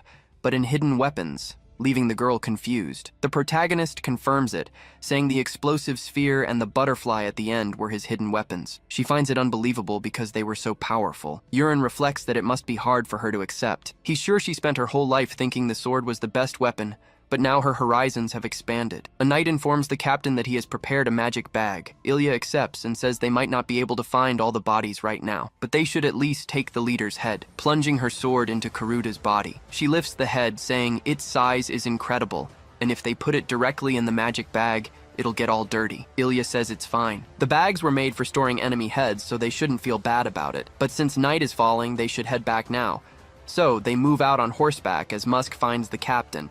She asks where he's been, since the signal fire was lit a long time ago. The man acts confused and says they were ambushed by orcs far from here and were delayed because of the fight. Ilya understands but wants to know where the others are, as only 2 of them remain. Musk replies that they were defeated and the orcs were stronger than they expected, but the captain demands to see the bodies and orders him to take her to them, while the knight tries to change the subject. He walks toward her as Ilya continues to give orders. Then he says he'll explain where they were positioned first, until he stealthily draws a dagger to try and attack Ilya, but the protagonist severs his arm. Musk falls to the ground, writhing in pain. Yurin says he claimed to be fighting orcs, but there isn't a drop of green blood on him, only red. He's not falling for that. He was clearly collaborating with the creatures, leaking information from the start. Musk asks how he found out. Ilya draws her sword, saying that's just how it is. The man tries to say the Malone family had great achievements serving the Marcus family, but she just calls it a load of crap, telling him to stop as she cuts him again. And so the night continues. At the noble residence in Aso Castle, Giranox wakes the young master, calling his name a few times. Yurin gets up and asks what he needs, but the blacksmith says it's almost lunchtime. Besides, Captain Ilya is here to see him. The girl appears, wearing a black dress, and asks if her fiancé slept well. The protagonist is completely confused. He asks what's with the outfit. Ilya replies that Yurin must come to her house, because her father told her to make sure she brought him along, and she asks if he'll come. The protagonist thinks that seeing her up close, calling her the most beautiful woman in the world is no exaggeration, and he says he'll definitely go. Ilya says she'll wait for him out front, and that he should get ready to leave. Yurin starts to think for a moment, noticing that her favorability just keeps growing since he helped her that one time. Outside, the protagonist calls out to Ilya and apologizes for keeping her waiting. The people outside glorify the iron-blooded knight, Miss Ilya, who single-handedly defeated the orc warrior, and the glory was all hers. Yurin thinks this title was given to her for not giving up even when facing death, and it was the same as in the novel. The people also shouted that he was Lord Yurin, the Iron Mage, and that he was extremely handsome. The protagonist is confused by this, thinking these nicknames spread from the soldiers who witnessed it. He figures they saw him manipulating metal spheres and thought he was a mage, when Ilya suddenly calls out to him. She says she's mentioned it before, but she's very grateful for being saved twice. The protagonist says she doesn't need to mention it, as it was only natural. The girl explains that at dawn, she went to the forest to recover the bodies from the terrible battlefield. It was heartbreaking to see all their bodies cut down throughout the forest. Then she realized something. If it weren't for him yesterday, they would have ended up the same way. The protagonist looks down, lost in thought. Ilya declares she will train harder and become stronger. She would surpass everyone without exception and never be defeated again, while Yurin thinks that her talent has truly blossomed. The mages prepare a portal to the Marcus estate, and Ilya explains that since it wasn't far, her father sent the family's mages. They should go now, she says, as they meet in the middle of the portal. Those mages begin their conjuration, and the teleportation magic is cast. Yurin and Giranox are astonished by this. Meanwhile, Ilya says it's been a while since he last visited her territory. The protagonist thinks that in the blink of an eye, the scenery changed, and he feels a little dizzy. Giranox wonders if all noble families have such immense residences. In any case, it seemed the protagonist was invited for a meal. In the original story, the protagonist only ate chirain soup from the Marquise's estate every day, but today, he would finally taste real noble cuisine. The Marquis welcomes his son-in-law, telling Yurin to come in. Yurin tries to bow, but he's told to just sit down, as there's no need for formality. The young man simply accepts and sits across from Ilya. Marcus says he should first thank him, because before being his fiancée, she is his daughter, and he is grateful that he saved Ilya's life. The protagonist says it was nothing much, just something he had to do. Then, the meal is brought to them. The protagonist waits anxiously for it to be revealed. It was the special chirain soup of the Marcus family. The Marquis says that, much like the Rox family, they have their own secret recipe, and their tradition is to eat chirain after a battle, so he should please enjoy it. And Yurin thanks him for the food while trying to convince himself he is capable. Suddenly, while they are eating, the Marquis asks when they plan to get married. The protagonist is confused, and the Marquis clarifies he's talking about his daughter. Yurin thinks it must be a test since the Marquis must dislike him, as his affection level was 10, even after he saved his daughter. So he replies that he would marry her right now if he could, and Ilya gets embarrassed. The protagonist continues, saying he isn't the family heir yet, and his annoying past made people look down on him. To be worthy of Ilya, he would change himself, and once he becomes the heir, he will take her as his wife. The Marquis questions if he thinks that's possible, as he's heard his younger brother is considered a genius. And did he really think he could surpass him and become the heir? Yurin replies that he is definitely capable. The Marquis laughs, saying he has really changed, just as the rumors said, and that he would support him. But he changes the subject, saying that before he arrived, a message came from Wellington. News of his presence had already reached the Rox family through magic communication. The protagonist asks what his father said, and the Marquis says they should communicate after the meal. The protagonist just thanks him and looks at Ilya eating, wondering why she was in a bad mood again. In any case, it seemed he was able to leave a good impression on Marquis Marcus. In another room, the communication begins, and a mage takes the sphere to the Rox household. It then begins to project the Lord's image, and the protagonist thinks it's like a projector or a video call. The young man calls out to his father and asks for forgiveness, while his father curses the brat. But he asks if he was hurt anywhere, and the protagonist says no. Wellington changes the subject right after. He wants to know if it was true that he saved Ilya and took the life of an orc warrior. The protagonist replies that he just got a little lucky. His father understands and says he'll hear the details when he returns, asking when he would be coming home. Yurin decides he will return the day after tomorrow. His father tells him to bring his brother when he comes, leaving the young man shocked. The Marquis mentions that Yurin will be leaving soon. He says it would be nice if he stayed a few more days, and Yurin replies that he would like to. However, his father had given him a task. The Marquis says it's a shame and offers to provide a magic portal so he can travel comfortably. Yurin sighs, but decides to refuse, even though he's grateful. He was at a stage where he needed to improve his skills by training himself, and it would be better not to rely on a teleport. The Marquis says he really has become a different person. He was excited to find out how strong he would become, and the protagonist thanks him. Ilya smiles at that response, and Yurin thinks she must have liked it. Outside, the protagonist thinks that he has a reason for not using the Marcus family's teleport. Giranok says the path to the capital is the other way, and that Yurin had said they were going there. The protagonist explains they have a place to stop before that, the great mountain next to the Marquisate known as the Dragon's Clearing. Giranok asks about it, and Yurin says he wants to go there before heading to the forge. He asks if the young master will make a wish too, but the protagonist says no. He was going to take possession of a treasure instead, one the original protagonist would have found later. They continue walking through the area. The cave called Dragon's Clearing was the home of an ancient species, and his subordinate comments that it's early, but there are many people. He asks if there's really a treasure there, but the protagonist says it's a fake place and the world is full of secrets. So he should follow as they're heading to the front of the mountain, and Giranox agrees. They walk on, and the blacksmith, breathing heavily, comments that there's nothing there. The protagonist wonders if this is it, the entrance he had configured in the shape of a car door. Wondering if anyone is around, he turns his head from side to side. The protagonist decides he'll just open the car door. They are astonished when the door suddenly takes shape and opens sideways. Giranox says this is completely impossible, but the protagonist decides they'll just go in. They walk inside and the stone closes behind them. The blacksmith remarks that it's brighter inside than he expected, seeing that the light came from a gemstone. Yurin tells him not to touch it, as it would trigger a trap. Giranox asks what kind of trap it is. The protagonist explains that the entire space would likely become a sea of fire, and they would be burned alive. There were many traps around, so he should stay close to him, and the blacksmith simply agrees. They walk towards an altar standing before it. Giranox says it's incredible, but there's nothing on top. The protagonist asks if he knows what's hidden behind it. The fake dragon's clearing ends here, and behind this wall,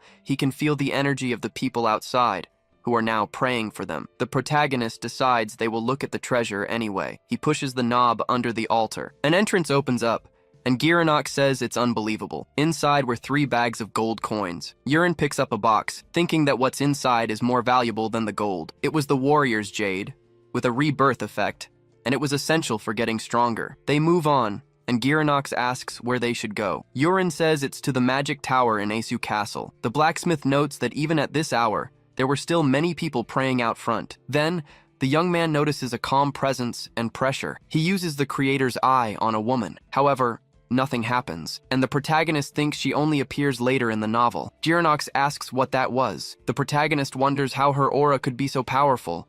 She was an existence he couldn't possibly defeat right now, so he needs to get out of there, fast. He calls for Giranox and tells him they should hurry to the castle. He was starving, and his blacksmith tries to call out to the young master, begging him to please wait. The hooded figure who was walking away turns back. Later at the castle, he thinks that something still wasn't right. That person was only supposed to appear much later in the story. He wonders why she appeared now, And in that place of all places, that monster only goes after the dragon's horde much later on. It seems the story's pacing has changed, even if just a little, and he has no idea where the protagonist is or what he's doing. But he takes the pearl, saying there's no point in saving it, and that he should just eat it now. Urine begins to circulate his kui, noticing it felt like his body was about to melt. The system initiates the rebirth process, evolving him into a stronger physique. After some time, the cultivation ends. Urine opens his eyes and the system notifies him that he has awakened the celestial martial body. In martial arts novels, this almost always appears as the supreme constitution for any technique,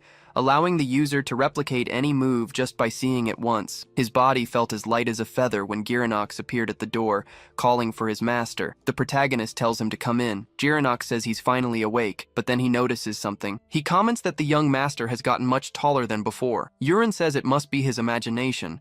Girinox replies that it wasn't, and as a blacksmith, he can measure anything just by sight. Yesterday, he was exactly 5'10".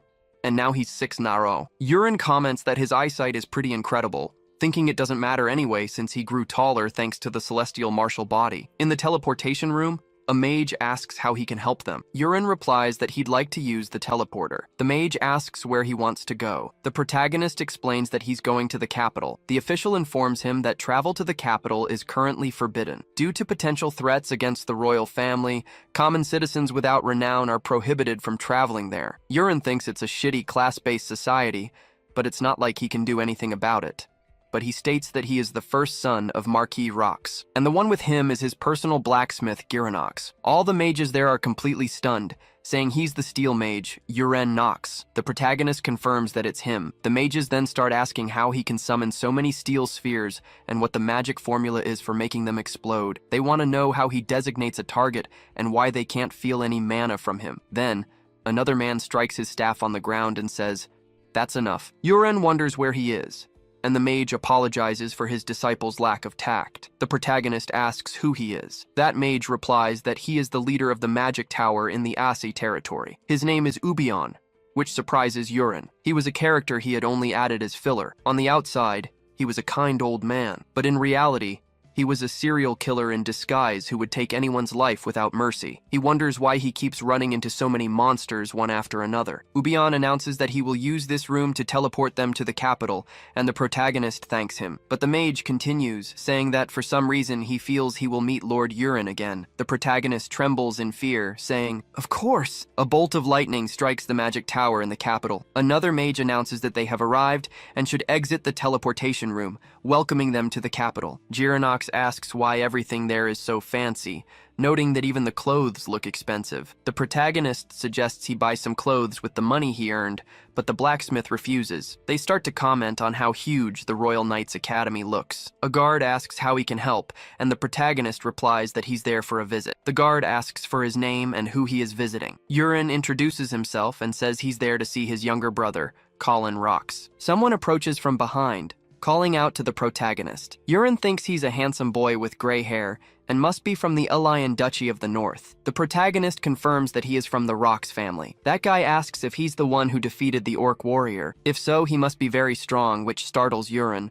He wonders why this guy is speaking so casually when they've never met before. The man calls out to him again. Urine replies that he's flattered but wants to know who he is. The young man introduces himself as Carrick Elian, the Duke's second son. He says he's a friend of Colin's, and Urine says he understands. The young man starts guiding them, saying he'll take them to Colin. Urine thinks he doesn't seem very friendly, but it's better to follow him, so he tells Girinox to wait. While walking, Carrick mentions that he and Lady Ilia defeated an orc together. He can understand how Lady Ilia did it, as she's a promising knight, but Urine took her by surprise. Not much is known about him, and he wants to know if he's really a magic user. Urine replies that he can't say much, but he's not a mage. Carrick smiles, asking if that's so. He says they should get going, and Urine wonders why the guy is smiling. Carrick announces that they've arrived at a training ground. A young man says that Lord Carrick has returned. The noble asks if they've seen Colin. The purple-haired boy replies that he had taken him to the professor earlier. Urine thinks, so he took Colin away, but brought me here. Carrick introduces the protagonist as the heir of Rox, and the one who helped Lady Ilya defeat the orc warrior. And Lord Yuren said he isn't a mage, just as I suspected. That means he's a close-quarters fighter. People start murmuring that he uses daggers and throws steel spheres and butterflies. Carrick says everyone is curious and suggests the protagonist show off his skills a bit. Yuren agrees, thinking he has no choice. Carrick arranges for him to fight Melrai, an intermediate rank student, but he questions if Lord Yuren doesn't use daggers. The protagonist says it's fine since it's not a real fight, so he doesn't need to use them. Carrick comments that he heard he couldn't wield a sword, but that he should do his best. Yuren thinks that because they're elite nobles, they're looking down on him just for using daggers. He decides to use this chance to test his new celestial martial body. Melrai tells him to come at him, saying he'll let him have the first strike. The protagonist simply raises his sword and brings it down toward his opponent's head. Melrai scoffs at this and tries to block, but the force of the blow drives his own sword into his head. Carrick is stunned and asks what that was, with the young man now knocked out on the ground. He says that Melrai let his guard down way too much. He apologizes, but suggests another round, calling for Mula. He was stronger, an advanced intermediate class, and is told not to underestimate his opponent after seeing what happened to Melrai. Mula says not to compare him to that muscle-headed pig. The match begins with the young man charging forward. However, Yuren doesn't move, thinking his movements seem incredibly slow. This must be the power of the celestial martial body. He thinks he'll just use a normal attack and moves his sword forward. Mula tries to block in the same way, but ends up getting hit in the forehead. Carrick is shocked and asks how it happened again. Yuren reflects that thanks to the celestial martial body, his strength, speed, and reflexes were far beyond those of an ordinary person. He questions if the Knights Academy only produces weaklings. Carrick approaches, asking if Lord Yuren would fight one more time. This time, he would be the opponent, as he was the strongest one there. The protagonist easily accepts. Standing opposite Carrick, the match begins. The young man stares at his opponent and advances rapidly, circling him with a technique that creates several clones. Yuren thinks he's fast, and it feels like he's fighting multiple opponents at once. It's a tactic that exploits openings. But with the enhanced reflexes of the celestial martial body, he could see him, easily dodging Carrick's attack. The protagonist counterattacks, his sword striking his opponent's forehead. Another one is knocked out on the ground in an instant. The students are dumbfounded until someone asks what just happened. Everyone calls out for Lord Colin, who repeats the question. They want to know who he is. Yuren thinks that this man was none other than his younger brother, the sword genius Colin Rocks. A student says that his older brother Yuren just arrived, and Colin asks, "Where's the fat guy?" He looks from side to side. The student says he's right there. And Colin asks how that guy could be Yuren. He's supposed to be fat, like he's always been. He screams that it's impossible when he finally recognizes him. Yuren replies that he just lost a little weight. Colin says it wasn't just that, and that he also got taller. The protagonist replies that losing weight also made him grow a bit, but Colin asks what's wrong with those guys on the ground. A student explains everything that happened there. Colin shouts that it's impossible. So that rumor about him defeating an orc warrior was true. The protagonist confirms this, and Colin asks how. But Yuren gets irritated that he just addressed his brother so casually. Colin shouts that he doesn't believe it. It was impossible for him to have gotten so strong. The protagonist asks if his brother is really going to do this, and Colin tells him to stop, as he never considered him a brother. He did nothing but be born 2 years before him and calls him a pig. Yuren replies that he'll show him why he's the older brother, and tells him to bring it on. Colin says that's exactly what he wants, but the protagonist says he wants to make a bet. The loser must grant the winner one request. Colin agrees and says that when he wins, he'll make him lick his feet. He then tells someone to hand him his sword. A student whispers something in Colin's ear. Yuren thinks they must be talking about how he defeated those guys earlier. The blonde says they should begin, and focuses his aura on the sword. Yuren reflects that he wasn't holding back, and was going all out from the start. The system shows that Colin had the traits of agile sword, agile body, and sword emperor, along with extreme displeasure. Yuren reflects that he was the one with an innate talent for the sword, which is why he's so confident, as he's probably never lost to anyone. But he wonders about something because no matter how he looks at it, he doesn't feel like he's going to lose. He dodges Colin's attack and prepares his sword above his head. He strikes at the leg, not wanting to end it quickly like he did with the other three. He's going to make his brother a punching bag now. 10 minutes later, he was still dodging all of Colin's attacks and counterattacking. His brother was completely beaten up from the blows, and the students were astonished by this. Colin asks his older brother to stop, saying he gives up. Yuren questions if he's still speaking to him so casually.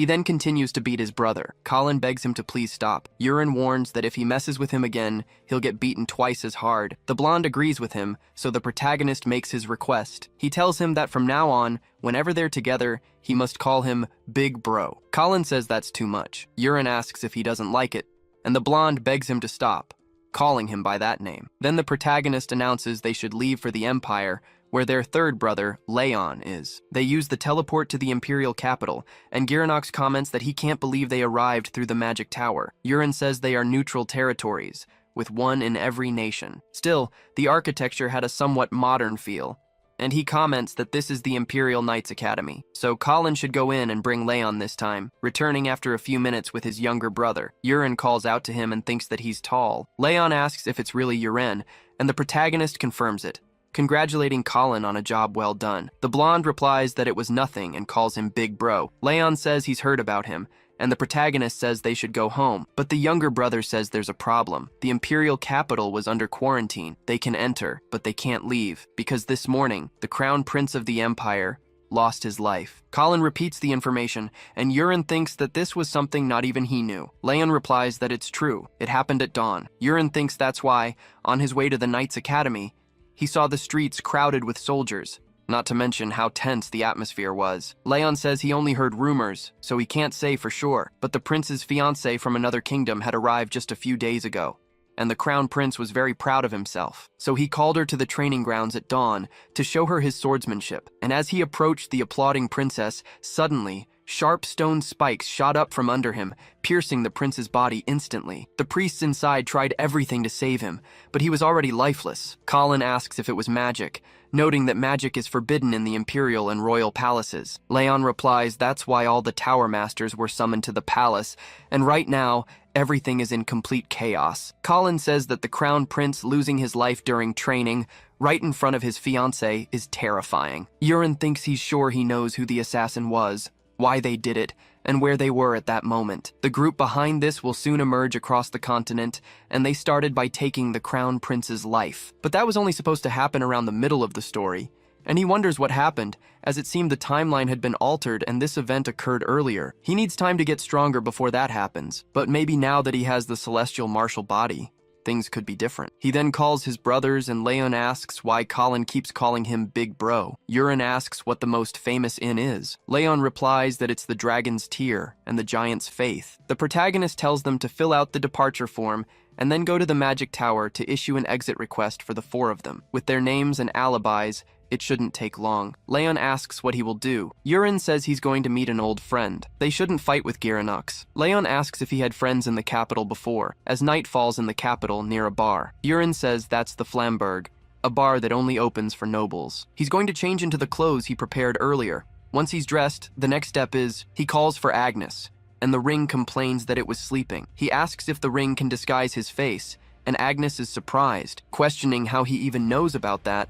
The protagonist says he just had a feeling it could. Agnes grumbles, wanting to know who he wants to look like. The protagonist looks back and says he wants to look like that person leaving. Agnes says it's perfect, as it will summon skin in liquid form and then spread it all over his face. Just like that, the protagonist quickly takes on the appearance of that noble. A guard calls out to Baron Very, asking why he's back already. Urine says it wasn't in his plans, but he suddenly felt like having another drink. The guard tells him not to drink so much this time and lets him in. A waiter asks if Baron Very has returned, and Urine says he'll have another glass of what he was drinking before. His infiltration was a success. Now, he would focus his energy on his hearing. He listens to tons of completely disconnected and unnecessary conversations, until he hears someone confess to taking a life. The attendant says she's joking, but the girl asks what she's going to do. That young man says that one love can only be forgotten by another, and she will surely find someone better. The woman says that talking to him always makes her feel better. Urine observes from a distance and thinks he'll try a telepathic message, calling her by the name Envy. He asks if she had fun with the crown prince. Envy questions who's there with that voice. Then she turns around, calling him a bastard. The entire building starts to crack. People panic, screaming that the building is collapsing. From the middle of the rubble, Urine jumps away,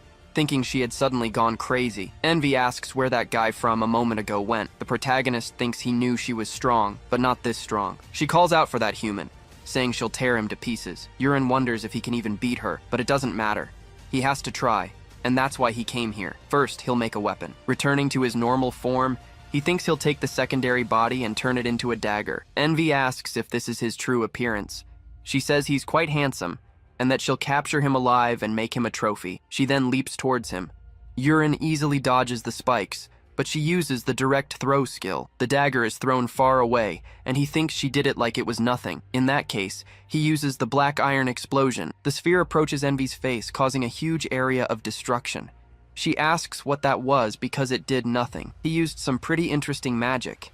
Urine thinks he has no choice, so he'll use the same attack that took down the orc warrior, unleashing the bloodflower butterfly. The butterflies fly toward Envy, but she just pierces them with her legs. Urine thinks it's over, that he has nothing left to use, wondering what to do now. To prevent casualties, he has no choice. He has to hold on until the Imperial Guards arrive. Envy creates more spikes and charges at Urine, but he dodges. He ducks his head and then leaps away. He mutters that it was a close call. If he keeps dodging like this, he's going to die. Even though he hasn't properly learned it, he'll use a sword. Instead of guiding it for hidden weapons, he'll use its blade energy. Envy screams for him to come on. The protagonist easily dodges a few more spikes and cuts her in half. He thinks it was tough, but he can keep going, so there's still a chance to win. Envy comments that he's quite amusing, and she'll have to see what to do next, wondering how long he can last. Several spikes shoot toward the young man. He thinks that the number keeps increasing. Still, he thinks he can handle it, as Envy tells him to try and block. She's suddenly surprised, looking down at her body. From the beginning,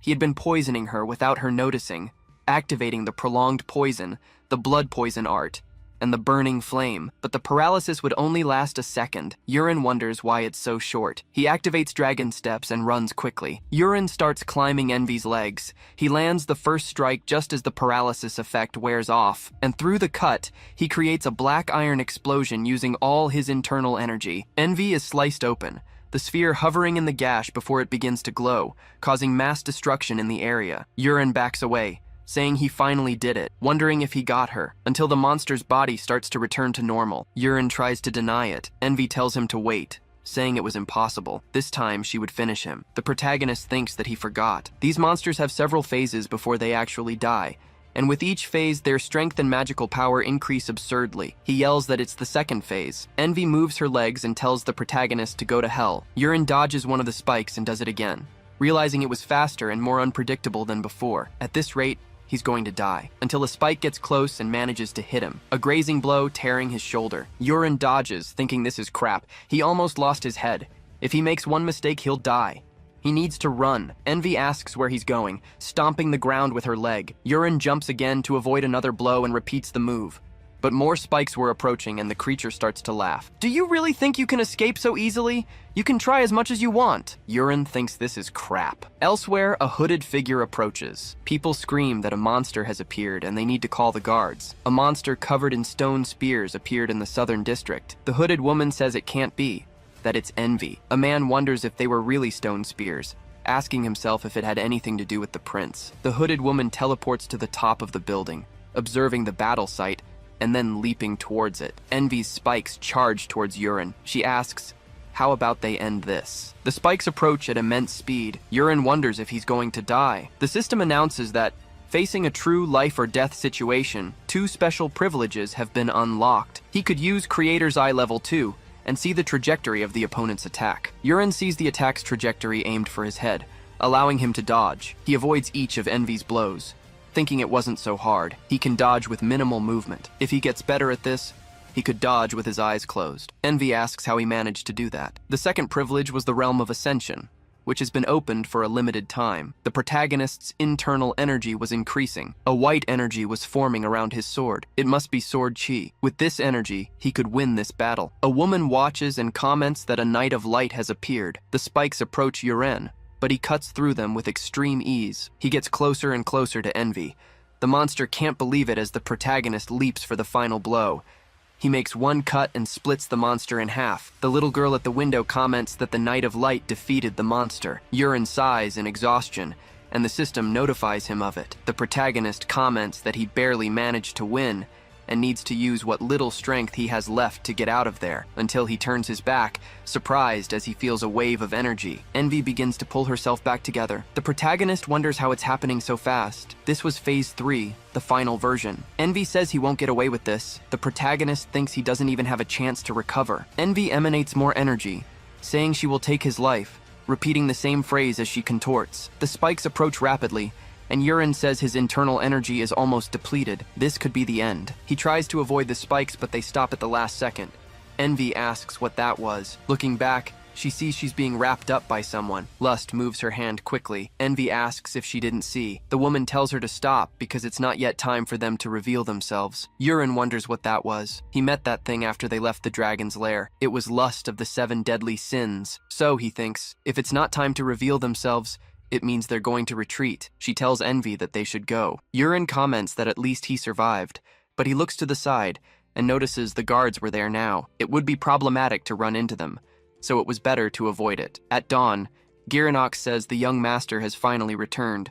The protagonist asks if something happened and if his brothers are still asleep. Girinox says a terrorist appeared in the city last night, and they left at dawn, saying they were going to catch the culprit. Urine comments that kids are like that. In that case, he'll sleep a little before leaving. Girinox agrees and says he'll be outside in case he's needed. The protagonist thinks the battle against Envy was complicated, but thanks to it, he reached the 4th star of the Divine Poison Energizing Technique. But he also realized how weak he still was, since he couldn't even defeat Envy, the weakest of the sins, directly. There's still a long way to go, but when the time comes, even more terrifying sins will appear. He needs to get stronger, even faster. Colin mentions that the Crown Prince's killer appeared, and that he would have finished him, but Leon says the guy is not on his level. They say it was a monster far beyond human capabilities, and stone spears sprouted from its body, crushing buildings. But suddenly, something happened. A Knight of Light appeared, holding an aura of light, and blasted the monster. In the end, the monster fled, and the Knight of Light disappeared. Colin says that was amazing,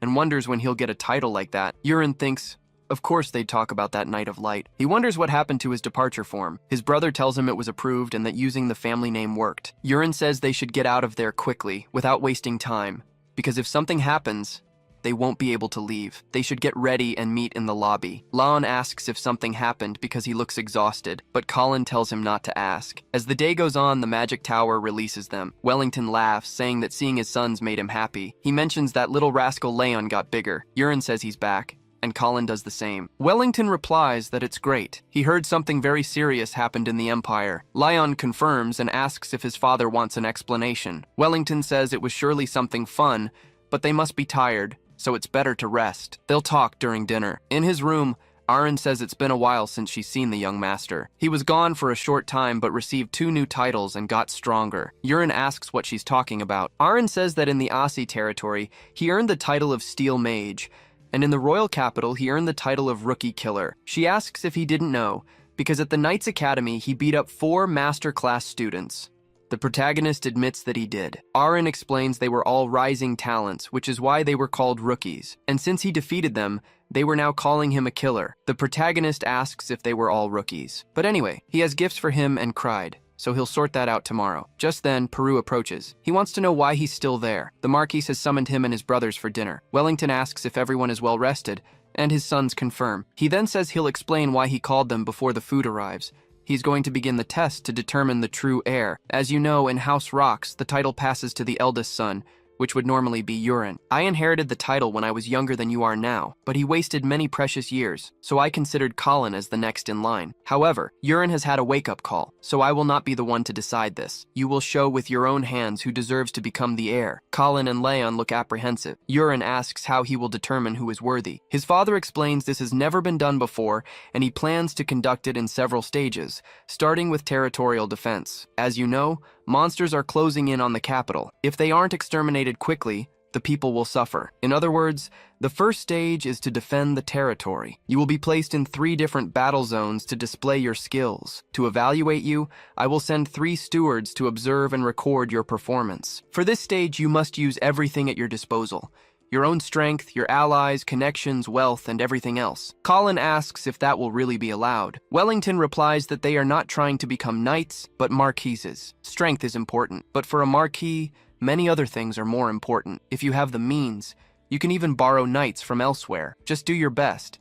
Urine understands, as does Colin. Wellington says that now they should eat. Since his 2nd and 3rd sons have returned home after so long, he's had the family's classic shirain soup prepared. The protagonist stares blankly. Wellington tells them to eat well, as they will be assigned to their zones in 1 month and must prepare everything they have. The next day, Yurin wonders if there's anything he even needs to prepare. Peru reports that the other young masters are already making moves, especially Colin, since the Livingtine family is even sending support. The protagonist thinks that Madame Kina has placed all her hopes in him. He then says the Marquis told them to get the best result. That means whether we take a squad of knights or kill the monsters ourselves, what matters is killing as many as possible. Peru says that's true, and the protagonist comments that they are on their way, the friends who will help carry out a true extermination. He welcomes them, saying he has something for both of them. First, for Cried. There's an old tradition of a lord giving a sword to his knight, so this one is for you. Cried is impressed and thanks the young master, but he notices the power of the sword and wonders if it's on fire. However, it's not hot, and he asks what it is. The protagonist says it's the fire of flame spirits. He asks what he thinks of the weight, and Cried says it's excellent, very light. The protagonist thinks that the sword has accepted him as its master. He tells him to talk to the sword, as it will increase its power. Aaron is surprised by this, and the protagonist calls to her. He tells her not to be jealous, because her gift is right there. The girl looks at the sword and thanks him, but a strong gust of wind begins to emanate from it. The protagonist confirms it's a wind spirit sword, and Aaron says she likes it. She apologizes, saying she's going to draw it now and asks for permission. Yurin tells her to go ahead and tells Cried to do the same, but they both flatter him, saying they'll win next time. The protagonist says, "Those little rascals." Peru comments that he's jealous of the spirit swords. The protagonist says he'll get him something good another time, but first, he needs to pay off a debt. He goes to another room, and Peru is astonished by the amount of coins.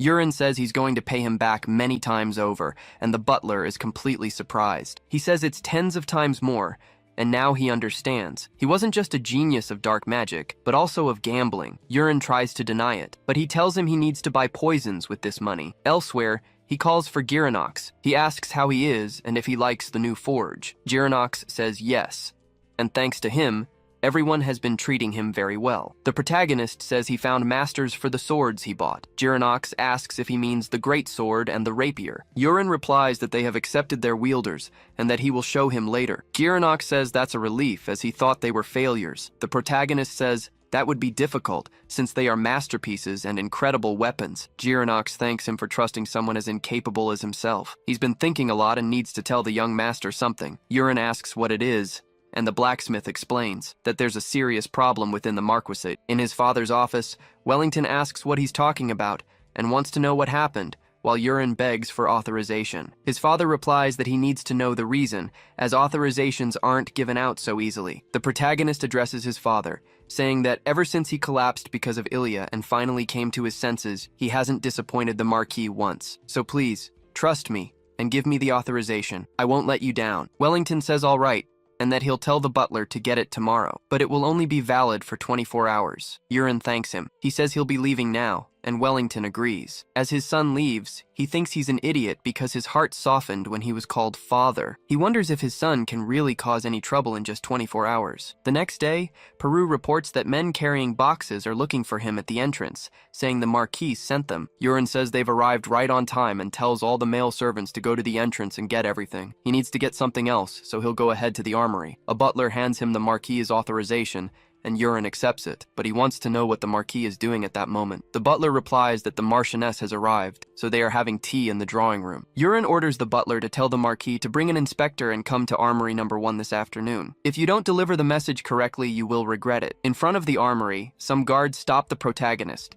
telling him that unauthorized personnel cannot enter. Yurin asks if he sees the boxes behind him. The guard nods, and the protagonist explains they are swords, shields, and armor he acquired from the Ass territory to prepare himself. So he needs to store them and they must open up immediately. But the guard insists that the armory manager needs to be present. Yurin says that in that case, he must have already been summoned. If anything happens at the armory, he's the first one who needs to know. He then points out the person running towards them is the manager. He asks what the protagonist thinks he's doing. Yurin says he brought weapons and armor for the expedition and that they must open the doors. The manager apologizes but says the armory requires authorization. So the protagonist shows him the paper, telling him to open the door. The manager agrees, but says he can only put things inside and must not touch anything. The subordinates begin moving the boxes. Yurin suggests inspecting some of the weapons and orders one of the boxes to be brought over. The manager says that requires a special authorization as well. The protagonist replies that he just wants to see one. The manager says he'll hand it to him then. He places the box down and says all that's left is to open it. Yurin asks about the condition of the weapons. Girinox replies that most of the weapons in the box are decent. The protagonist comments that the armory manager has done an excellent job and that he should tell the Marquis to reward him, but they must bring all the other boxes and not leave a single one behind. The manager gets scared and yells that he's abusing his authority, and that even if he is the heir, he can't do this. Yurin slaps him in the face with the authorization paper, telling him not to make him laugh, and he asks why he's playing dumb. Wellington arrives and calls out to his son. He wants to know what all the noise is about. Yurin says he emptied the armory and that he should see for himself. Wellington approaches a box and picks up a sword. He asks if he calls this a weapon, as it's completely worn out. Then he orders the inspector to explain himself, because a month ago, during the inspection, he said there were no problems in the armory. The inspector says he must have hidden it somehow and is sure of it, but Yurin calls it nonsense, as there's no way he could have damaged all the weapons in just 1 month. That's impossible unless someone allowed it to happen. The inspector can't breathe from the pressure. He then kneels, admitting he was wrong and begging for his life to be spared. Wellington calls out to his son, and Yurin explains that this was why he needed authorization and couldn't tell him sooner. It wasn't just there.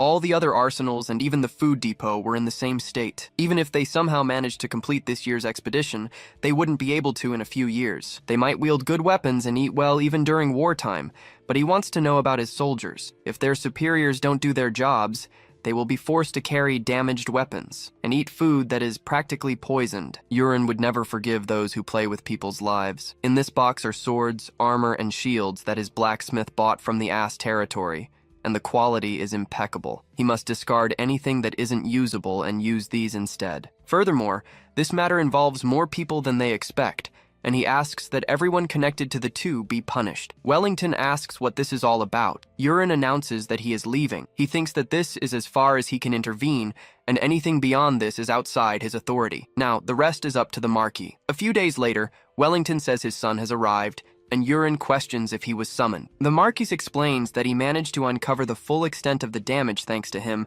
and thought it was right to say the matter was now closed. Yurin replies that he understands. His father says he was right, as it had happened in all the other arsenals and food depots, and the number of people involved was enormous. What shocked him most were the arsenal manager and the inspector. They were people who had served for decades, and it broke his heart. Yurin tells him that he found every single one of them. The Marquis replies that they confessed everything with unbelievable honesty, even providing information he hadn't asked for. The protagonist then thinks that it must be the effect of his new poison, the truth serum. Wellington says he realized a lot of things thanks to this incident. Shortly after he became Marquis, the former king scolded him in front of many nobles, leaving him terribly embarrassed. But the words his son spoke that day hurt much more and were even more humiliating. He spoke the truth and even prepared countermeasures. He was the one who was a disappointment as a father. He asks his son for forgiveness because he is so sorry for being such a shameful father. Yurin stares at him for a few seconds but says he isn't. He spent years causing trouble before becoming a decent person, and humans make mistakes. His father sighs in annoyance, saying his son has a big mouth. In his room, Peru announces that his poison has arrived, a neurotoxin. The protagonist thinks that he prepared this because aquatic monsters have difficulty breathing on land, and says he did a great job. Peru asks if the young master has heard the recent news. He explains that his popularity has greatly increased outside the empire. Yurin questions this, saying it surely didn't happen. Peru says that while he was traveling in search of poison, he heard it everywhere. They were moved that he was worried about the soldiers and touched that he had brought armor and shields with his own money. Yurin says his reputation as a delinquent wouldn't disappear so easily. Peru continues that some people were even trying to volunteer for the expedition, and as expected, he is a genius. He wonders if Yurin planned this, as they won't have any trouble recruiting troops now. The protagonist waves his hand, dismissing his subordinate. Peru says he is leaving and closes the bedroom door. Yurin says that his reputation improving was something he never would have expected. He wonders about developing a new poison. He starts mixing various concoctions and gains the immunity of 100 poisons, which removes all pain and symptoms of poison. The protagonist thinks that the process of absorbing and accepting the poison no longer hurts and even feels comfortable. The immunity of 100 poisons was incredible. The next day, the system appears. It announces that a new poison has been created. Hagen, the Serpent Slayer. A single drop can take a human life without a trace. The protagonist comments that he wanted to unlock a poison before Hagen, but it seems it was created anyway. He wonders if the divine poison energizing technique has reached the intermediate rank, and the more his energy increases, the stronger the poisons become. Peru calls for his young master in the morning. Urine says he arrived at the perfect time and should come over for a second, because he needs to prepare these poisons as quickly as possible. Peru notes that the list is quite long this time. Urine confirms, thinking that he has plenty of money and absorbing poisons is now easier than drinking water. He'll use this to reach the 5th star, but the protagonist fails. And so, the day of the departure ceremony arrives. All the soldiers gather in front of each of the heirs. Peru calls out to his young master. He wants to know if he'll be all right, and Urine is surprised. The butler says that the other young master's squads are enormous, while he only has Aaron and Cried and wants to know why he didn't accept any volunteers. Urine says he has a plan, while his younger brothers laugh. He asks why those idiots are laughing, saying he'll teach them a lesson. Then they announce that the Marquis has arrived. Wellington tells everyone to rise and asks if they are all there. He says he will be brief. He will be at the forefront where the danger is greatest, and wherever they go, he will go with them. They must fight and defend their land. Urine thinks that the expedition has begun, and so each of the 3 was sent to a battle zone. And 2 days after their departure, they arrived at the designated area. The protagonist orders the gates to be opened and introduces himself. Hans, the commander of the wall, says the young master has arrived. He sees his battalion and comments that they are short on people. Urine asks what he means, not understanding. Hans explains that at this time of year, hundreds of Volaks appear and attack. And with this number of troops, it will be impossible to handle them all. So he wants to know if more troops are on their way. In a few days, the entire coast will be covered with sea monsters like Volaks. If these creatures get through the waterways, the walls and gates could be destroyed, so they need to go out and eliminate the monsters. Hans shouts that with only 5 knights, it's impossible to stop them. Urine replies that there aren't 5. That knight is a butler from the Marquisate who came to monitor him, and the other is his personal butler. These are the only knights he has. And the important thing is that Cried will fight alone, so there's no need to worry. The knight questions what he means by that, and how he could possibly do it. Urine tells him to trust him because he has a latent power. This power will be released this time. He thinks that it's time to awaken the berserker trait. The protagonist asks Hans for 2 training swords.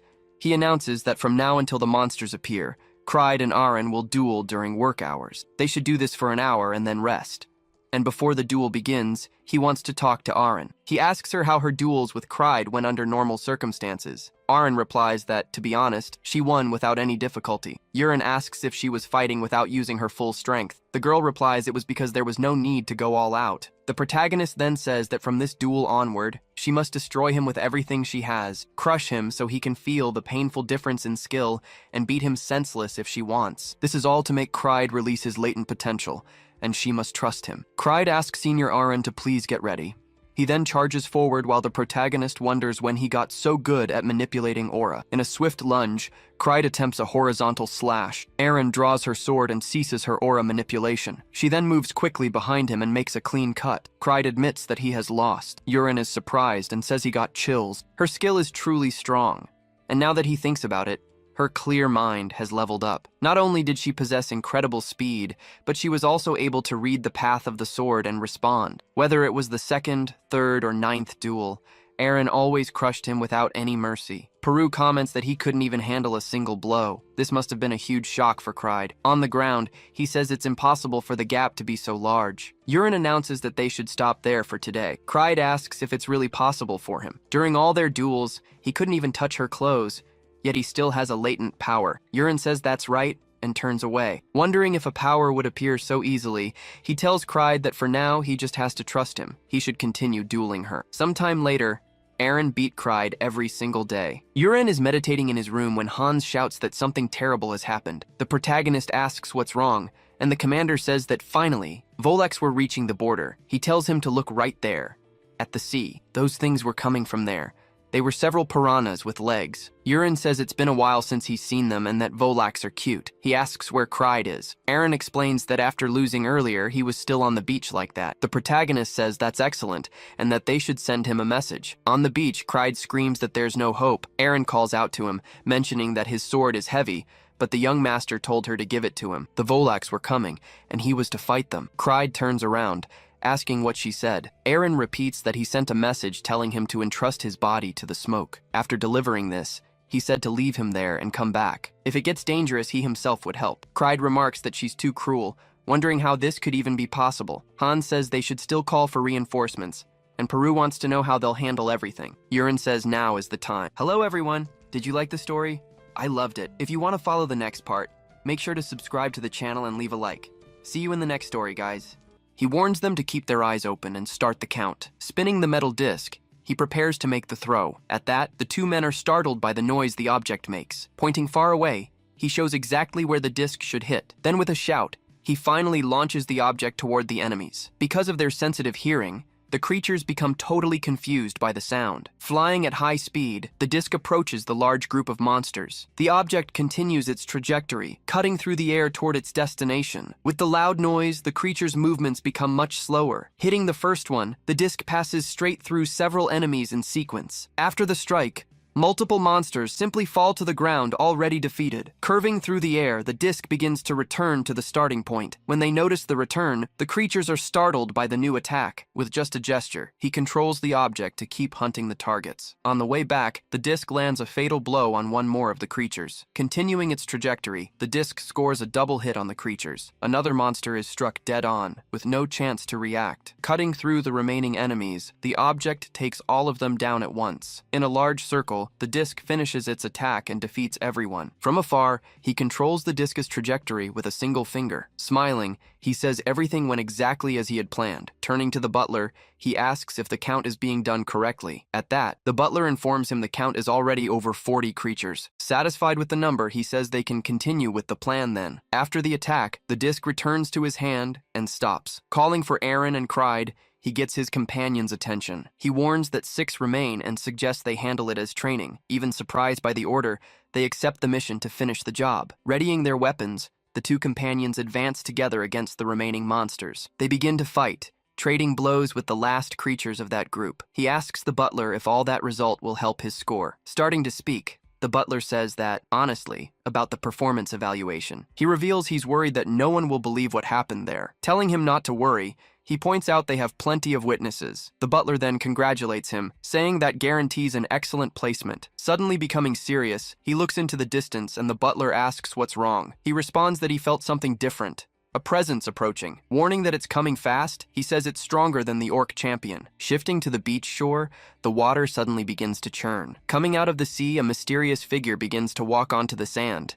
Revealing the marks on its body, the creature shows it's quite different from the others. One of the monster's arms has the shape of a weapon full of spikes. With a threatening look, the creature stares down the group on the beach. Finally revealed, the giant monster displays its full size and power. Everyone is amazed by the size, saying they've never seen anything like it. He says he's seen that in the records, describing the creature's body. Then the monster is identified as the legendary King Sharkrai on a screen. Staring directly at the group, the creature focuses its gaze on them. Shouting to everyone, he orders them to get away from him as fast as possible. But the monster leaps over him, advancing straight toward the castle. Realizing the intention, he looks back with an expression of surprise. At that, the creature strikes the castle tower with a devastating blow. In the midst of all the dust, a shape appears through the rubble. Coming out of the smoke, the monster roars and turns toward its target. Leaping into the air, he says he barely avoided being hit by the strike. After the jump, he lands on the beach sand, preparing for combat. Calling to the monster, he says for them to fight right there on the beach. With a rapid advance, the creature closes in and delivers a powerful blow. With no time to react, he summons the black disc to protect himself. Using the disc, he blocks the creature's strike at the last second. Deflected by the monster's weapon,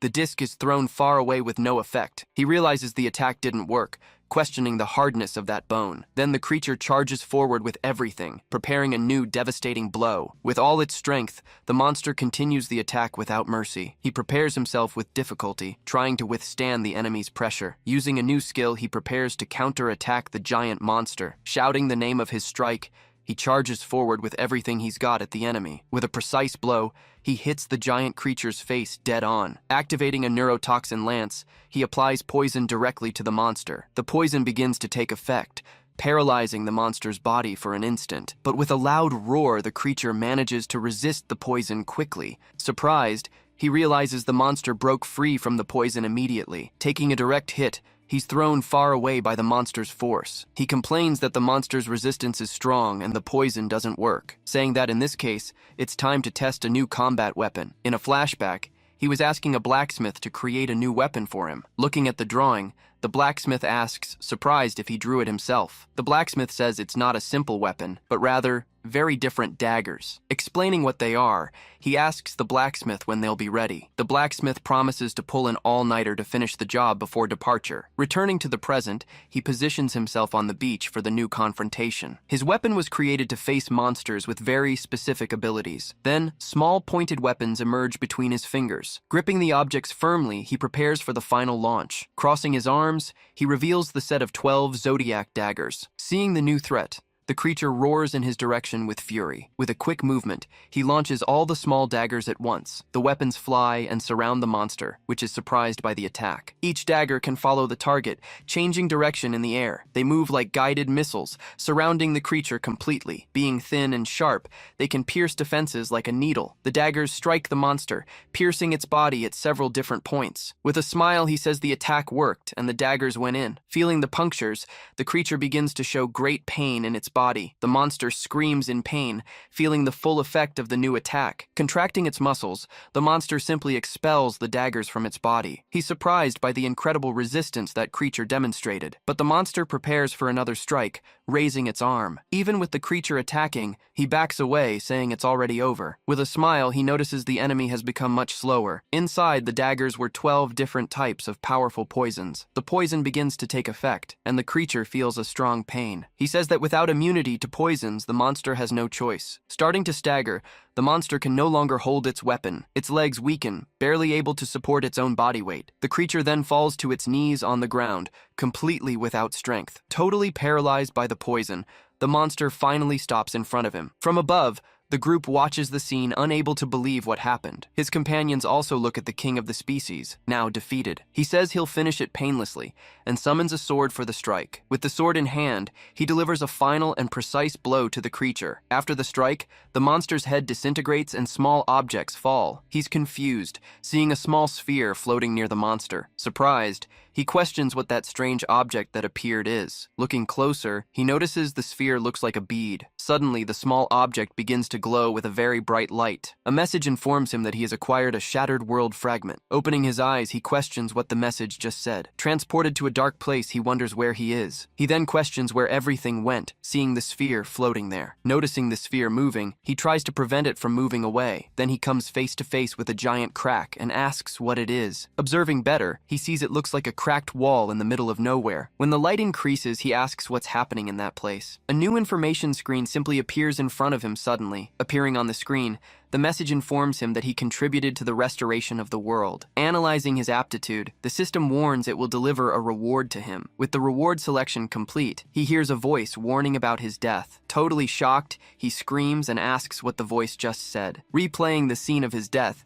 he appears in a very dark forest, completely confused. He wonders what dense forest this is around him. Then, he comes face to face with another person standing right in front of him. Looking more closely, he begins to recognize who the mysterious person is. Realizing who it is, he's startled to see a version of himself. His other version says the creature has finally appeared, leaving him without a reaction. Not understanding anything, he just stares to the side, completely confused. Suddenly, a giant creature descends from the skies in front of them both. He wonders what creature that is, questioning if it could be a Kilin. Shocked by the appearance, he doesn't understand how that can be possible. He thinks he never put a monster like that in the story he wrote. Watching the scene, he wonders what weapon his other version will summon. But to his surprise, he summons an object that looks like an umbrella. He's left completely without a reaction seeing the object that was summoned. The creature then prepares itself, getting into attack position in front of the moon. The creature attacks with a lightning strike, surprising everyone with its power. With the umbrella in hand, his other version calmly waits for the strike. Opening the object quickly,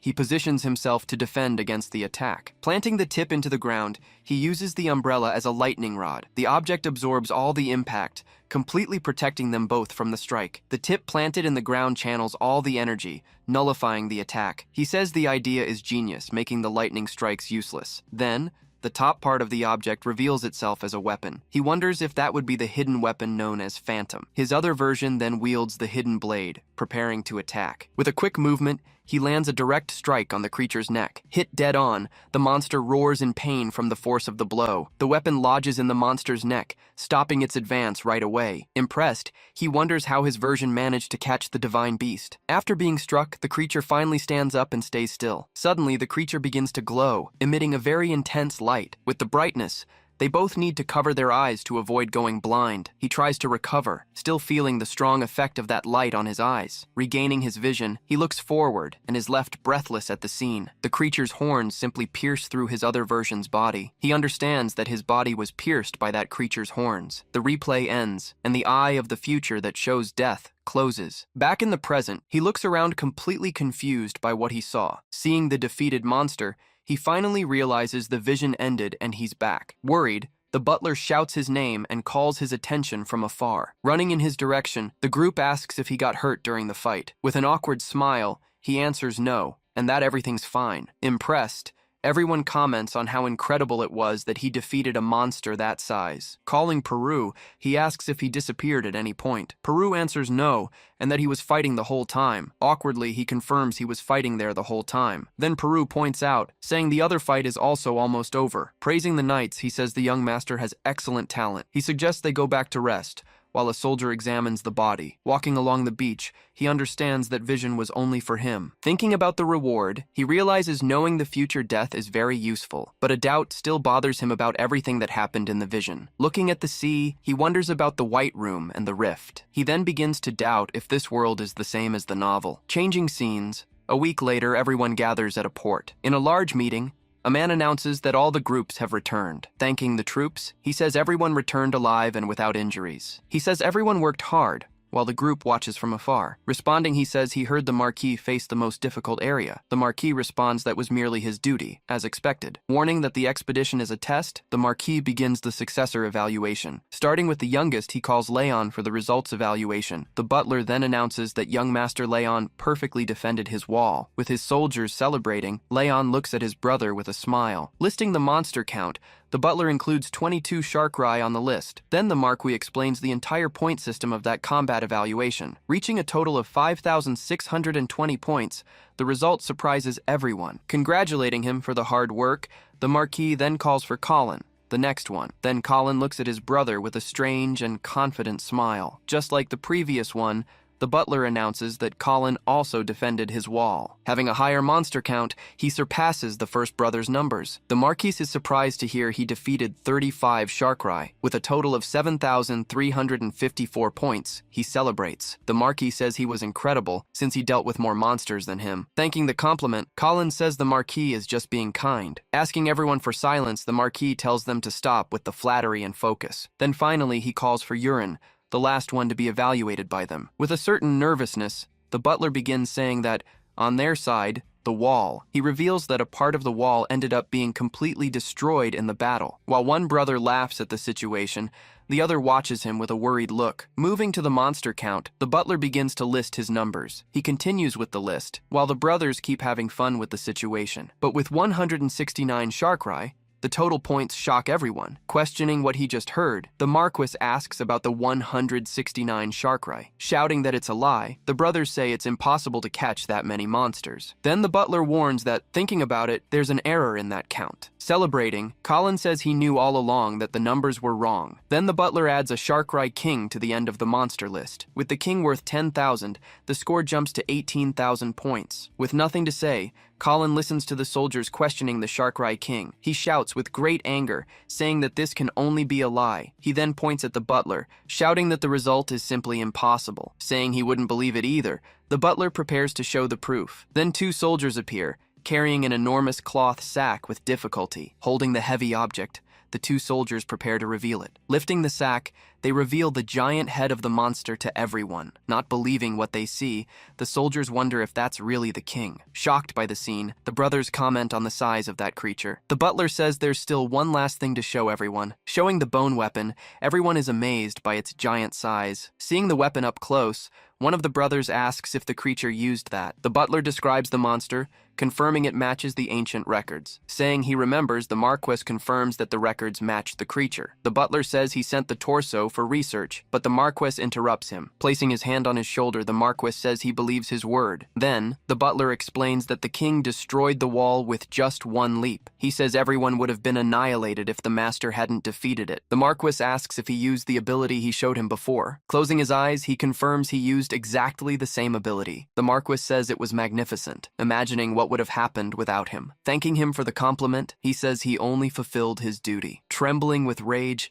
his brother Colin is paralyzed, unable to say anything. With a smile, he calls for Colin and hugs him sideways with force. Smiling, he questions his brother's response and mocks the situation. With great anger, Colin can only call him older brother. Hugging his brother, he says 10,000 points seems a bit excessive. Completely shocked, Colin doesn't understand where he's going with the conversation. He then says it wasn't even that hard, and that the king is only worth 1 point. Not believing it, he says that even so, he still wins with over 800 points. With an expression of anger, his brother just listens to him say he won. With a smile, he says he hopes for a more entertaining dispute in the second test. The middle brother says that, as irritating as it is, he's right. The Marquess says the expedition is only the first test for all of them. Looking at the group, he says the position of Marquess isn't just comfort. He explains that the Marquess must bear great responsibility. Clearing his throat, he warns they'll continue the conversation after they return. Pointing to the ship, he orders everyone to board before it gets too late. He says the ship has stealth magic for the inspection mission. Anchored in the port, the giant ship impresses everyone with its size. Pointing to the mages, one of the servants says they're also on the ship. Looking sideways, he thinks about the order of the Water Dragon Knights. Among the soldiers, he ends up recognizing a quite familiar face. A screen reveals the soldier's name,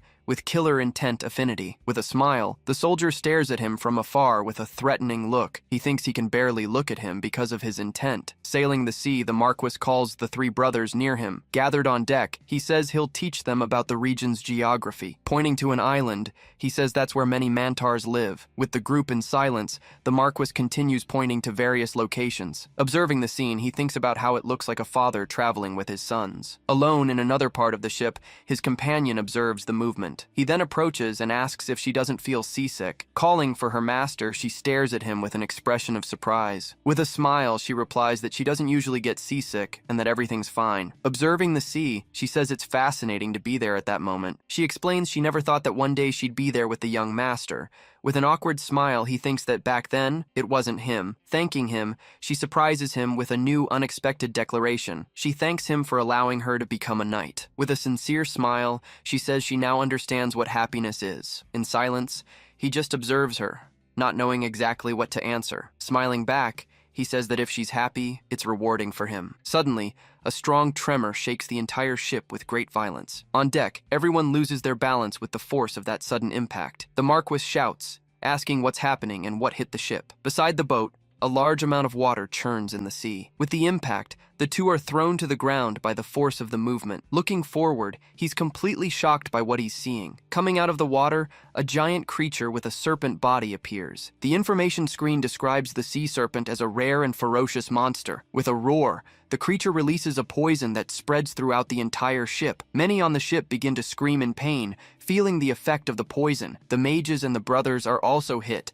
with the poison appearing on their faces. Fallen on the ground, the Marquess laments that this happens with his sons on board. Feeling the poison, he falls to the ground, worrying his companion beside him. But suddenly the poison on his face begins to be absorbed. A message informs him that his ability removed the pain and symptoms. Another screen says his poison absorption technique has leveled up. Still confused, he wonders what the 5th star of the ability means. A new screen informs him that the poison absorption power has been unlocked. Seeing his companion on the ground, he realizes what his new ability does. Reaching out his hand, he says he's going to test the absorption power on her. Using the ability, he begins to absorb all the poison from her body. With a roar, the serpent launches a new poison attack on the ship. Diving into the water, the creature prepares to attack the ship from below. Coiled around the hull, the serpent squeezes the ship, which creaks under the force. Fallen, the Marquis laments that all this is happening with his children aboard. Screaming in pain, the Marquis feels the poison spreading through his body. The brothers cry out for their father,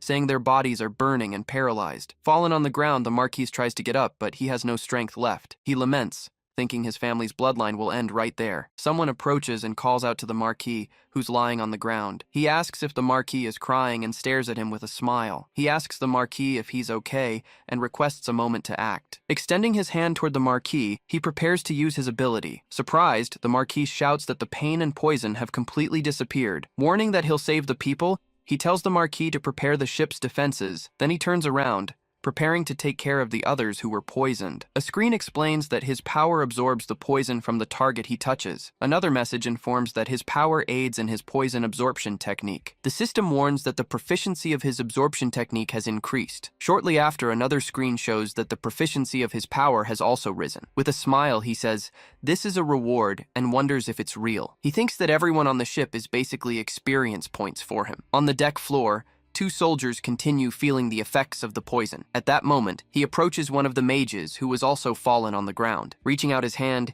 he says he'll remove the poison from the mage's body. The mage says it's useless, since common mages can't cure him. He then orders the mage to prepare a magic barrier with the others. In disbelief, the mage wonders if the young master is also a mage. He then walks toward other soldiers who are lying on the ground. One of the soldiers laments, feeling the poison taking over his body. He thinks about everything he's been through, and how he got to that moment. To support his family, he worked hard and managed to get promoted, until for the first time, he fell in love and was about to get married. Crying, he wonders if he's going to die in vain like this on the ship. Getting close, he shouts the soldier's name to get his attention. Remembering a moment from the past, the soldier stares at him with distrust. Looking sideways, he calls the soldier closer and asks for a second. The soldier wonders what he wants, a bit frightened by the situation. Afraid, he backs away, but the young man extends his hand in his direction. He asks what's happening, feeling the poison vanish from his body. He then orders the soldier to prepare the archers, since he's now healed. He explains that if the serpent attacks,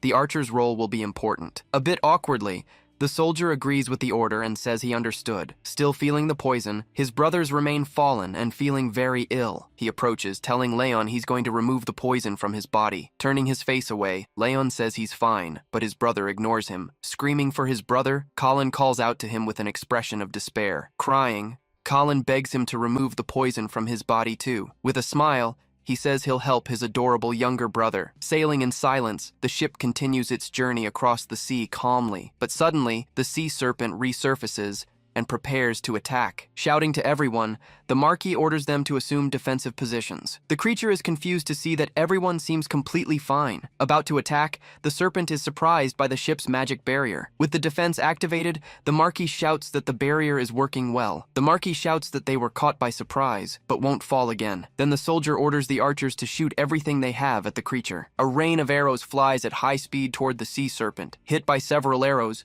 the creature feels the blows and retreats. With a roar, the serpent becomes irritated and moves away from the ship for a moment. Diving into the water, it disappears from sight and hides at the bottom. The Marquis asks if the creature fled, looking around the ship. One of the soldiers warns that it's circling, looking for an opportunity. On top of the mast, he observes the water's movement, ready to attack. Warning that it's coming, he orders everyone to be on maximum alert. With a new strike, he summons a bloodflower butterfly on the ship. He says the attack will emerge from wherever the butterfly goes and launches it. Flying through the air, the butterflies head toward the sea serpent. They spread out, surrounding the creature from all sides in the sea. The butterflies approach the serpent, which only watches them curiously. Landing on the creature, the butterflies activate and release an intense glow. Sensing the danger, the serpent panics and tries to react to the attack. With multiple strikes, the butterflies hit the serpent's body all at once. Retreating, the creature's body begins to dissolve into black smoke. The Marquis shouts in shock,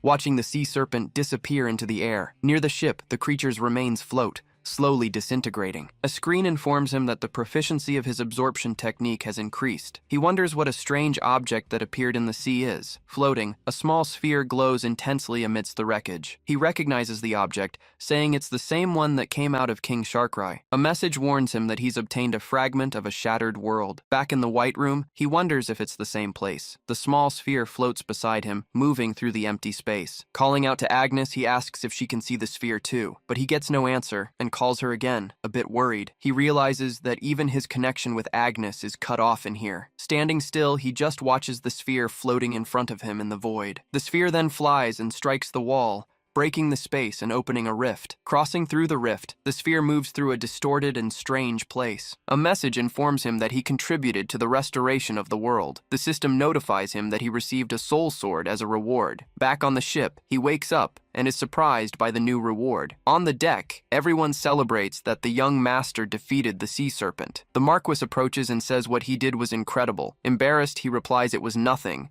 and just smiles at the Marquis. Sailing, he thinks sea serpents shouldn't be in the south. The Marquis tells him not to worry, since a monster like that is nothing. With a smile, he agrees with the Marquis and feels more relieved. Then the Marquis says that from that day forward, he will protect the people. Not understanding, he wonders if that's it, if it's already been decided. His companions celebrate, surprised by the Marquis's words on the deck. One of them asks if this means he'll really be the successor. He responds that no, he's still seen as a troublemaker by everyone. His servant tells him to look at how the soldiers are staring at him differently now. Looking to the side, he can't believe what he's seeing. The soldiers who used to despise him now look at him with admiration. Even the soldier who hated him stares at him with a different look. A screen shows that the soldier's affinity rose to appreciation. Shocked, he wonders how the affinity rose so fast with him. And so, the expedition comes to an end, with the ship returning home. Back at the castle, life seems to continue peacefully after the expedition. In his room, he looks at himself in the mirror, thoughtful about recent events. Using the creator's eye, he decides to check his new abilities in the system. A screen shows all his abilities, including the new soul sword. He wonders what that is, thinking it was a normal knight trait. With the percentage at 0,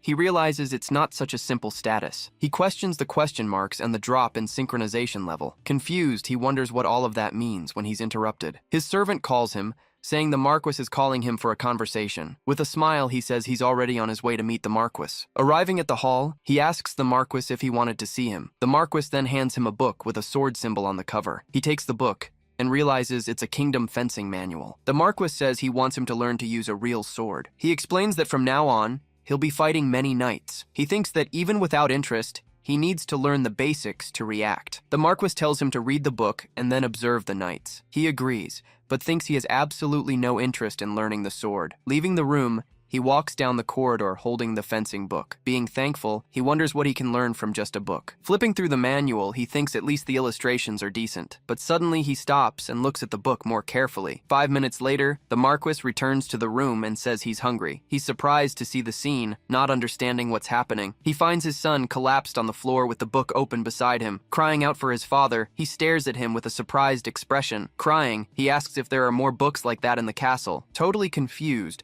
the Marquis says he'll look for more books for him. The next day, the sun is already setting on the castle's horizon. Sitting at his desk, he continues studying the book with great attention. Looking at the illustrations, he focuses on a specific page in the book. The book shows the dragon claw stance, one of the fencing techniques. A notification screen appears, surprising him with new information. The system notifies him that his trait allows him to replicate the dragon claw stance. He celebrates, saying he'll master the entire fencing style today. Already nighttime, the castle becomes dark and silent with the moonlight. By candlelight, he continues reading the book with great concentration. A message informs him that he mastered the fundamentals of fencing. Another screen says the fencing was recorded in his soul sword. And finally, the system shows that his soul sword's experience increased. Surprised, he says he's going to test the fencing stored in his ability. Calling out to Agnes, he stands up and asks her to create a sword. Complaining, she asks why he wants a sword so late at night. With the sword in hand, she hands it to him, asking if he's happy. With the sword, he executes a perfect strike, surprising himself. Executing a sequence of strikes,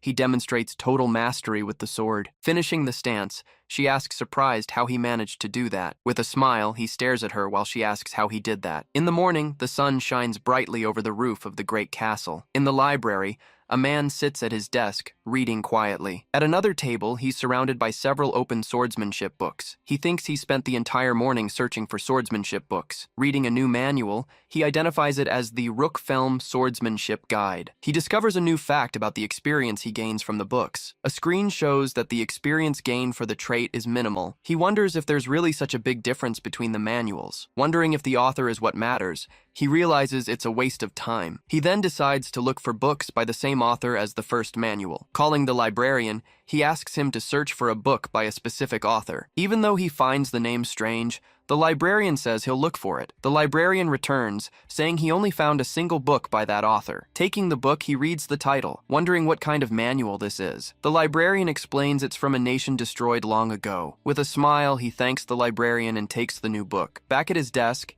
he begins flipping through the new swordsmanship manual. A message informs him that the Celestial Eye is recording the chapter. Excited, he decides to read the entire book in one sitting. After some time, he continues reading, focused on every page of the book. A notification appears, showing that something new has happened in his system. He's shocked to see that the two swordsmanship styles have merged into one. Questioning the name Kavol, he tries to understand the author's origin. The Marquis says he doesn't know it, and that it's the first time he's heard the name. He then asks where the Marquis found those two swordsmanship books. With a smile, the Marquis says he found the books in the library. He explains he found the old books when he ran away to avoid working. The Marquis then invites him to the festival, saying he's the hero. Deflecting, he says he's not feeling well and tries to escape. Thinking about what to do, he realizes there's only one person he can ask. At dusk, he uses gardening shears to trim some plants. Suddenly, he stops and realizes someone is watching him from afar. Turning around, he's surprised to see the young master standing there in the garden. With a serious look,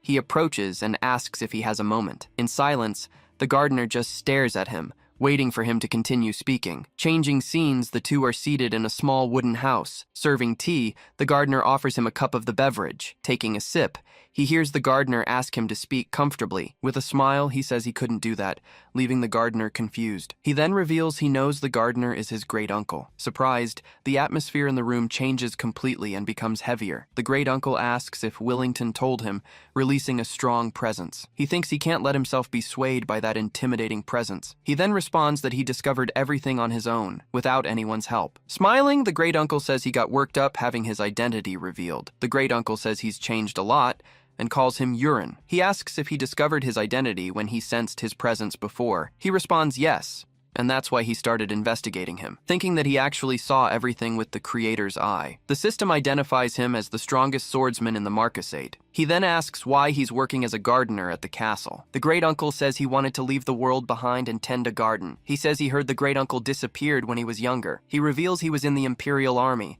surprising his great-nephew. He explains that since his older brother would become the Marquis, he decided to leave. Traveling, he befriended a member of royalty and joined the army. With the Empire at war, he built his merits to become a Marquis. At a certain point, he looked back and realized something very important. Turning around, he saw the trail of destruction he left behind. He realized how many civilians he killed because of the war between kingdoms. He says he gave it all up and came home, but regretted it too late. With a smile, he says the story isn't very interesting. He says no, and that it must have been difficult to talk about. With a serious expression, he thanks him for telling the story. The great-uncle says he's very different from what he'd heard. Getting straight to the point, he asks if his great-nephew wants to ask him something. He then asks if the great-uncle knows anyone named Kavol. The great-uncle says he doesn't remember hearing that name before. Handing over the book, he says, Kavol is the author of the manual. Holding the book, the great-uncle recognizes it and says he remembers it. He asks where he got the book, and the great-uncle is surprised, explaining he bought it from a desperate child at the main gate. He asks if the great-uncle remembers anything else about the child. The great-uncle says he remembers the child's hair was black. He says the child should be about the same age as him now. Thinking, he remembers that black hair isn't common in that world. He wonders if the book's author is who he's thinking of. Night has fallen, and darkness engulfs the surroundings of the great castle. With a sigh, he closes the book and places it on the table before him. He thinks about the Emperor's sword, and how it's different from what he created. He wonders where he could find the rest of Kavol's books. Setting that aside, he decides to focus on what he needs most at the moment. He thinks he needs the supreme technique, the rain of 10,000 flowers. Remembering something,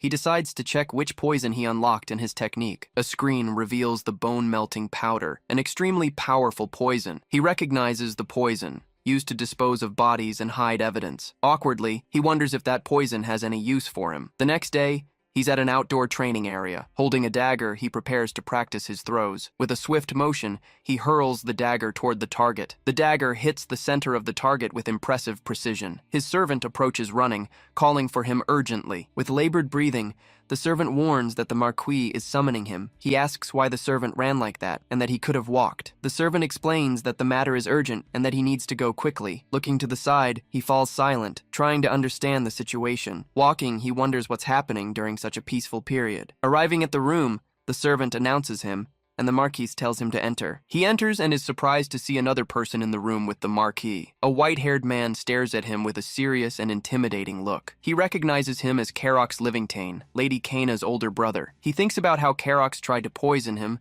but ended up giving him a power. The Marquis says he summoned him for a very specific and important reason. He reveals that an urgent request for support has arrived at the Marquisate. The northern wall, defended by the Duchy of Elion, was breached yesterday. He thinks that during this period the protagonist should be defending the wall. He wonders where the protagonist is, who's neglecting his duties. The Marquis sighs, saying he considered several things before deciding. He then asks him to lead the knights and go north. Karox warns that the monsters that appeared this time aren't ordinary. Startled, he pays attention, trying to understand the gravity of the situation. The Marquis reveals that the monsters are undead that don't die. He understands what this means, and a new idea emerges in his mind. A notification screen appears, reminding him of his new ability. He remembers the bone-melting powder, realizing the incredible coincidence. In silence, the Marquis observes him, waiting for his response. With a smile, he tells the Marquis not to worry, and that he'll go. The Marquis and Karox are taken aback by his enthusiasm for the mission. 2 days later, he arrives at the training courtyard with his group. Surprised, he asks his brother what he's doing there with them. His brother Colin ignores him,